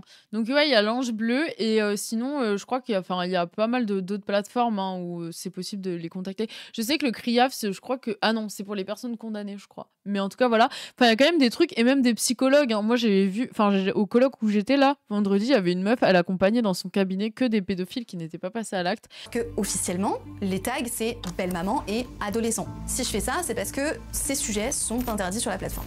Et ils sont par ailleurs illégaux dans la vraie vie, avec évidemment des subtilités selon les pays, mais globalement ce que je veux dire c'est que vous pouvez même pas chercher enfant dans la barre de recherche de Pornhub par exemple, c'est interdit. Donc, comme l'inceste est interdit par la loi, les scénarios dans des vidéos sont toujours centrés sur une relation familiale sans parenté biologique. C'est ta demi-sœur, ton beau-papa, etc. quoi. De la même manière, comme les relations sans jamais vraiment les dépasser. Et donc, une première hypothèse pour expliquer pourquoi est-ce qu'on fantasmerait apparemment sur ces trucs en majorité, alors que personne n'assumerait fantasmer sur des trucs comme ça dans la vraie vie, et c'est exactement ça. L'interdit. Je pense que c'est peut-être la réponse qui vous est spontanément venue quand j'ai posé la question de pourquoi. Ça semble un petit peu évident, genre c'est tabou, c'est interdit, donc en fait on serait comme... Moi j'aurais dit effectivement l'interdit, toujours créer des interdits, il y a l'envie de passer outre l'interdit, mais il y a toujours aussi, parce que c'est présent dans la société des gens, quoi. Parce qu'il y a plein de choses qui sont interdites dont on n'en a rien à foutre. Bah oui, c'est ce qu'elle dit juste après. Comme ça, je laisse. Irrésistiblement attiré par la transgression. Sauf que, moi, cette hypothèse, je la trouve pas du tout cohérente. Elle me satisfait absolument pas. Parce que si on parle de ce principe-là, il existe plein d'interdits moraux, ou carrément légaux, de nos sociétés, qui sont pourtant pas du tout représentés là dans le top 5 des vidéos. Par exemple, si cette hypothèse est vraie, pourquoi est-ce qu'il y aurait pas dans le top 3 est-ce que je passe? C'est giga tabou. C'est super interdit par la loi aussi. Donc si vraiment l'hypothèse de on est attiré par les trucs interdits et tabous était vraie, on pourrait s'attendre à retrouver une catégorie comme celle-ci. Ou alors, parce que c'est illégal, on pourrait trouver des sortes de paravents, tout comme il y a des paravents pour l'inceste et pour la pédophilie. Un autre exemple d'interdit qu'on pourrait s'attendre à retrouver, c'est le cannibalisme. Le cannibalisme, c'est une pratique qui est non seulement illégale, mais en plus un petit peu tabou. Ok ? Je crois pas qu'il y ait beaucoup de personnes. Voilà. Et ça, c'est un truc, une catégorie, ou un tag, ou en tout cas une pratique, qui est juste complètement absente de nos clusters de tags, de nos statistiques. Y a rien. Ça n'existe même pas dans le porno. Voilà, peut-être qu'il existe. Excité par ça peut-être dans le monde, ok. Mais en gros, ce que je veux dire, c'est que je trouve pas d'équivalent porno légal qui servirait de paravent et qui serait un petit peu populaire tout en flirtant avec l'imaginaire du cannibalisme. Pourtant, encore une fois, si c'était vraiment le tabou ou l'interdit qui excite, ce serait logique qu'on retrouve une sorte de sous-genre dédié, au moins, et qui soit au moins dans les tops un petit peu hauts, quoi. Alors ça se trouve ça existe et c'est juste moi qui me suis plantée, je l'ai pas vu. Donc si jamais il y en a un, si vous êtes adepte de porno cannibaliste, n'hésitez pas à me le dire en commentaire. En France. Bref, l'inceste, la violence envers les femmes et la jeunesse, ce sont pas vraiment dans notre société de gros interdits. Dans notre société, c'est partout. Moi, je sais que je corresponds à une catégorie de filles d'un certain âge. Il se trouve que par bonheur, ça soit la même catégorie. Ça représente cette espèce de fougue de folie qui est entre 14 et 18 ans. Monsieur Maznev nous raconte qu'il sodomise des petites filles de 14 ans, 15 ans. Et ce que l'on ne sait pas, c'est comment ces petites filles de 14 ou 15 ans, n'est-ce pas, qui ont été non seulement séduites, mais qui ont subi ce que l'on appelle, dans les rapports entre les adultes et les jeunes, un abus de pouvoir. Comment s'en sortent-elles, ces petites filles, après coup? Un truc là-dessus, mais oui, c'est vrai que ça existe. C'est intéressant tout ce qu'elle dit. Parce que, en fait, c'est toujours l'hypocrisie du tabou et du non-tabou. Tu disais que Foucault en parlait. Oui. Mais tu vois, tous ces trucs-là sont tabous. Pourtant, on sort dehors, tu vas sur n'importe quelle plage, sur n'importe quel endroit où il y a des riches. Tu vois un riche, super riche, je sais pas moi, Leonardo DiCaprio, que je prends au hasard. Qui quitte ses meufs après 25 ans. Qui se met avec une meuf hyper jeune, tu vois. Ouais. Et en fait, et chaque chose comme ça, c'est des choses qu'on voit tout le temps dans les séries, dans les films. On voit toujours un peu un amour qui pourrait arriver entre une belle-mère et le beau-fils, etc. C'est des trucs ultra présents. Au-delà du quand porno, on les voit en dans fait. le porno où c'est vraiment montré de manière brute, oui. Tu sais, les gens ils sont là en mode oh waouh, tu vois. Oh waouh, on a un problème avec l'inceste dans cette société. En fait, finalement, merci le porno pour nous faire un miroir grossissant du déni de l'inceste, comme c'est titré le rapport de la Civis là sur un rapport sur les violences faites aux enfants, violences sexuelles faites aux enfants. Il dit en gros leur maître mot c'est le déni. Bah en vrai, si le porno ça nous aura permis de lever un voile, c'est sur l'inceste quoi. À quel point il est omniprésent. Mais ça me rappelle les critiques qui étaient faites contre le rap. Surtout à certains moments, surtout pour certaines catégories, par exemple le gangsta rap ou la drill. Ouais. Et les gens disaient que la drill crée la violence, par exemple à Los Angeles avec les attaques de couteaux, etc. Mais c'est l'inverse, il révèle. Oui, c'est parce qu'elle est déjà là, et parce que le rap, comme le porno, Attends, tu mets le son. Mais pardon, j'ai enlevé le son, wesh. Il m'engueule, lui. Parce que le porno et le rap sont des cultures de l'aspect brut, en fait. Même si pas tout le rap, même si pas tout, mais il y a un aspect plus brutal à montrer les choses. Et dans le rap, tu vas avoir vraiment l'aspect brut. Oui, j'ai tué ce mec et les flics sont venus me chercher ou je ne sais pas quelle parole. Et ça montrait une violence que la société voulait cacher. Et donc, on a beaucoup voulu censurer le rap. Pendant des années, le gangsta rap, ça a beaucoup voulu être censuré. Et en fait, on retrouve ça dans le porno. Totalement. Dans l'aspect qui montre une violence qu'on veut cacher. Quoi. Ouais, totalement. Et je trouve ça hyper intéressant. Alors attention, je sais, je vous vois venir. C'est pas forcément quelque chose dont on parle ouvertement. Certes, c'est tabou, mais c'est tristement hyper courant. Oui, c'est interdit, mais ça arrive beaucoup. Le rapport public de 2023 de la Commission indépendante sur l'inceste et les violences sexuelles faites aux enfants rapporte ainsi qu'en France, il y a 14,5% des femmes et 6,4% des hommes qui sont confrontés à des violences sexuelles avant l'âge de 18 ans. C'est une personne sur 10. C'est juste énorme. En vrai, on dit un enfant par classe, mais en fait, non, on dit 3 enfants par classe, je crois. Et en vrai, selon les chiffres, ça varie, mais surtout qu'en vrai, il y a une sous-déclaration de l'inceste. Et en vrai, c'est il y en a, ils disent un enfant sur 5 et tout. Enfin, c'est un truc de ouf, l'inceste. En plus, dans 80% des cas, l'agresseur. C'est pour ça que je pense qu'elle devrait arrêter juste avec dire l'interdit, elle comprend pas tout ça, parce que c'est juste que en fait, l'inceste est omniprésent et les gens, forcément, du coup, ils ont besoin de faire sens avec ça. Et forcément, comme l'inceste c'est lié à la sexualité, dans le porno, il y a toutes ces thématiques-là qui sont rejouées et sur lesquelles les gens, peu importe qu'ils aient été victimes, témoins, auteurs d'inceste, ils peuvent se retrouver à mater des vidéos d'inceste pour plein de raisons différentes, quoi. Moi, j'en ai vécu, mais j'en ai pris conscience à l'âge adulte. Bref, oui, également pour moi. Et c'est vrai que moi, je regarde plein de vidéos d'inceste aussi, tu vois, et c'est pas pour autant que j'érotise, si peut-être j'érotise l'inceste, etc., mais c'est pas pour autant que ça va faire que je vais incester quelqu'un, ou c'est plus, c'est vraiment plus l'inverse en fin de compte. Bien sûr. Franchement, c'est partout sur Terre.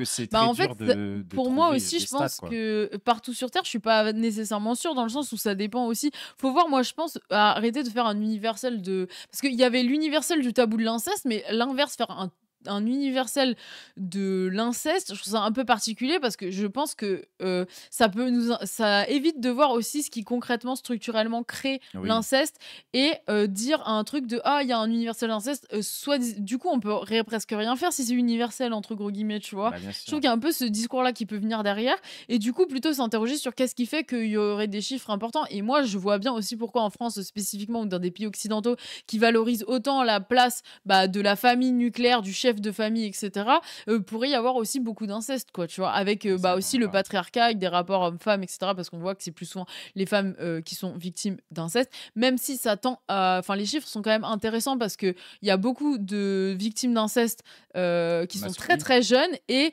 plus les enfants sont jeunes victimes d'inceste, plus le rapport de genre s'égalise. Donc en fait, plus il y a autant de femmes que d'hommes, d'enfants. C'est dans l'enfant est jeune, donc moins la différenciation sexuée se fait. Ouais, exactement. Plus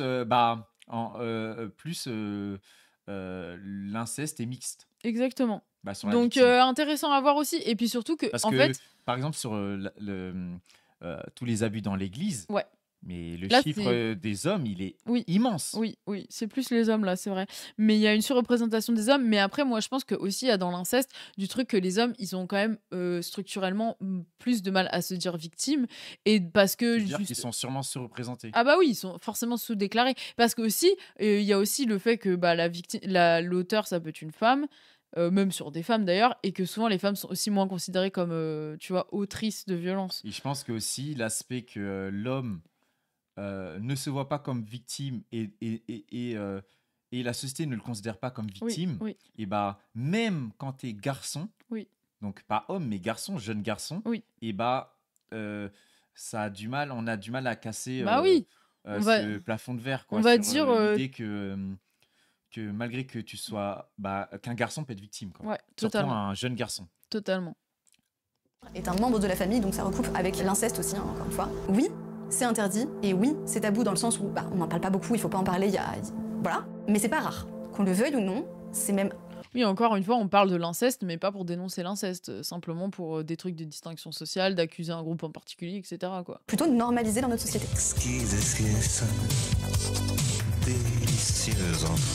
L'enfer. God, je skip ça me met trop mal à l'aise. Et on peut faire le même constat pour les agressions sexuelles chez les adultes.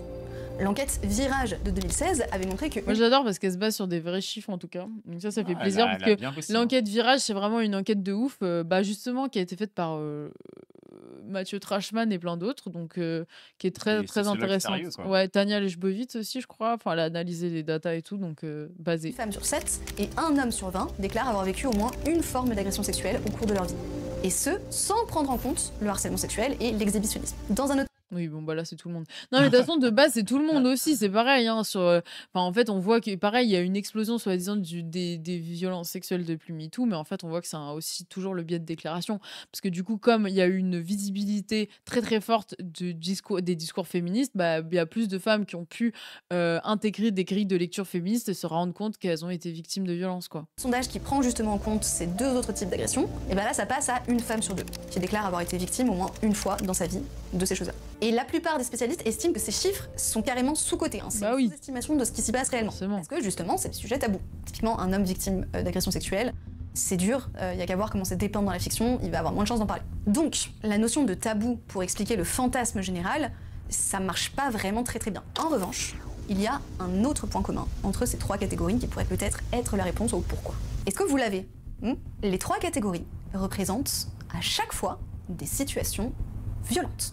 Et oui, si vous regardez, inceste, violence envers les femmes et pédophilie, ce sont des situations de violence. Certains vont même plus loin dans cette analyse. Selon eux, l'explication pourrait être qu'en fait, les humains raffoleraient de la violence, que ce soit dans le sport. Ouais, là, c'est là qu'on a encore un autre problème, c'est raffoleraient de la violence. Les humains, non. Enfin, là, on est dans le cadre... Pornhub, c'est dans le cadre, vraiment, quand même... la majeure partie de la production pornographique, c'est quand même des trucs d'occidentaux, tu vois, quand même, beaucoup, ou de pays assimilés aux pays occidentaux. Genre, à un moment, il faudrait pas nous faire croire que, voilà, on vit dans un monde mondialisé et dans lequel l'Occident est le dominant. Ça se trouve, tu demandes à une personne, je sais pas moi, il y a une île, je sais plus, il y a une île là, comment dire, qui est pas du tout... Ah oui. Qui vit en autarcie, là. Oui, ok. Je sais plus si tu vois de quoi je parle. Il y a une île, là, je sais plus. C'est dans l'Océanie, je crois. Ok, mais je sais pas. Non, mais je sais plus. Il y a une île comme ça où, en gros, ils ont peu été visités par l'homme blanc, voire jamais. Ouais. Et en gros, les sentinelles, c'est peut-être ça. Je sais plus.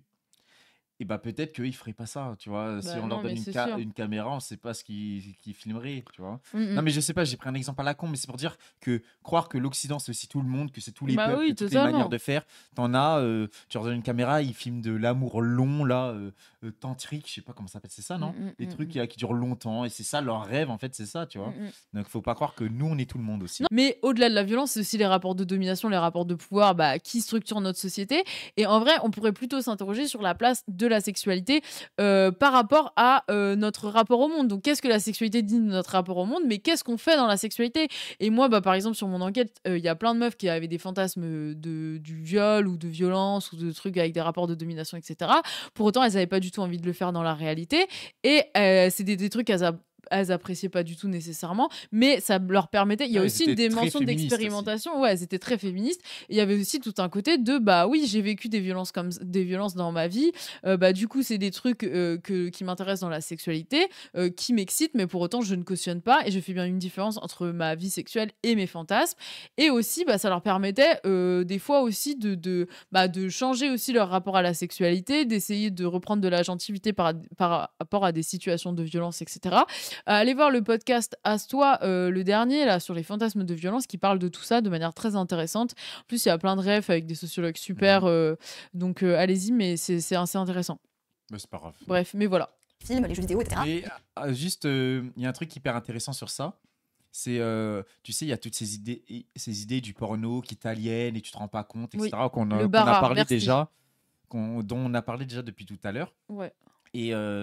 Et toutes ces théories qui montrent que, coucou, par exemple, Tata, il n'y a pas d'agentivité dans l'utilisation du porno. Oui, ça, toi, c'est t'avais dit totalement qu'en faux. fait, limite, c'est faux et qu'il y a plein d'enquêtes qui le montrent. Ouais. Qu'en fait, le porno, c'est limite l'une des meilleures moyens d'expérimenter sa sexualité. Parce qu'en fait, contrairement à aller au contact direct d'humains, etc., en fait, tu peux couper la page très vite. Oui, tu vois, on oublie très vite. Totalement. Tu peux couper la page, tu peux dire stop à n'importe quel moment. Ouais, totalement. Ce qui est pas possible dans tous les dans la majorité. Merci les virus. Dans la majorité des autres. Totalement.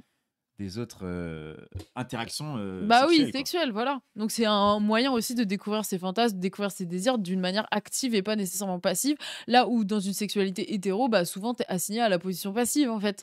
Donc en fait, le porno aussi, du côté, moi, vu que j'ai enquêté sur des meufs, avait tout un côté hyper où elles revendiquaient une agency sexuelle, donc d'être vraiment dans une posture active, limite qui les rapprochait d'une posture un peu masculine, parce que du coup elles deviennent sujet de désir et actives. Donc ça te rapproche dans le schéma hétéro d'une posture masculine, donc c'était assez intéressant. Mais bien sûr, quand ça te deck, tu peux te barrer. Mais voilà, bien sûr. Et donc c'est pour ça que penser que on est exposé à des contenus sur le truc de l'addiction, etc., sur le truc d'un spectateur passif, c'est complètement faux. Et c'est juste passer sur toutes les enquêtes des cultural studies et des porn studies sur... Oh, merci, Aka Baguette. Merci beaucoup. Et sur toutes les études qui ont été montrées, qui montrent que les spectateurs sont actifs et voilà. Et voilà, c'est tout. Notre société regorge de représentations plus ou moins positives de la violence. Et aussi, et surtout, parce que... Merci. D'exercer une forme de domination sur quelqu'un d'autre. Violence envers les femmes, domination. Inceste, domination. Pédophilie, teens, etc. C'est une domination. Et donc ce serait du coup plus ce fantasme-là, de domination, de pouvoir, qui serait au cœur de la violence. Et là, on rentre dans quelque chose de bien plus complexe pour expliquer ces fantasmes. J'allais commencer à rechercher les sources historiographiques qui existent à ce sujet-là dans l'histoire pour essayer de voir si en fait ce sont des thématiques qui ont toujours été présentes ou bien si c'est quelque chose d'assez moderne. J'allais partir et finir d'écrire mon épisode en essayant de trouver des explications à du coup pourquoi est-ce qu'on serait de manière culturelle ou de manière biologique attiré plutôt par ces thématiques-là. Sauf que j'ai eu un appel. Aha. Le script était quasiment terminé. Sauf que Hélène m'a appelé avec les autres copains avec qui on faisait toutes ces études et tout, et ils m'ont souligné un très très gros problème, à savoir que notre étude était en fait pas bonne. On a fait une erreur. On a eu un énorme biais. Et en fait, ça se trouve, ça faussait carrément tous les résultats qu'on avait obtenus. Est-ce que vous vous rappelez? On avait réussi à déterminer que les vidéos avec ces tags étaient les vidéos les plus consommées sur la plateforme. À la fois, les tags étaient les tags les plus utilisés de manière générale, mais surtout bien présents dans le top des vidéos les plus consommées. Vous vous rappelez ça? L'erreur qu'on a fait, elle est tellement bête. Mais genre vraiment, c'est un peu la honte. Mais ça fait partie du processus de recherche, donc je le partage parce que c'est important. Qu'est-ce qu'il nous dit? Moi, j'aime bien, justement, ça fait une progression, tu vois. Ça montre vraiment que la recherche, tu vois, il y a plein d'échecs et c'est justement c'est développement personnel, le moment de développement personnel, j'adore. C'est intéressant parce que c'est ce que vous faites souvent en recherche. de critiquer vos approches, les limites, etc. Il y a tout ce moment-là, méthodologie, qui est chiant à écouter. Moi, je vous ai écouté des fois faire votre méthodologie, en parler là. Alors, j'ai fait ça, après, je me suis trompé, j'ai fait ça. Je dis, pitié, parle-moi de ton enquête. Et vous, ça vous fascine parce que vous voulez pas faire les mêmes erreurs des fois, quoi. C'est intéressant. Ouais, mais vas-y, on a bientôt fini, non? Je sais pas, il vous en pensez quoi? Là, je me dis peut-être on fait ça en 2 parties. Moi, je veux que si on fasse un truc d'art, tu vois, si on fait un truc d'art, et on le fait en 2 fois, comme ça, on sera pas fatigué, quoi. Oui, d'accord. En vrai, en vrai. Oui. Je suis chaud. Mais franchement, incroyable le stream. Hein. Ouais, c'était franchement, bien. j'étais trop heureux, c'était trop bien. J'avais pris plein de café pour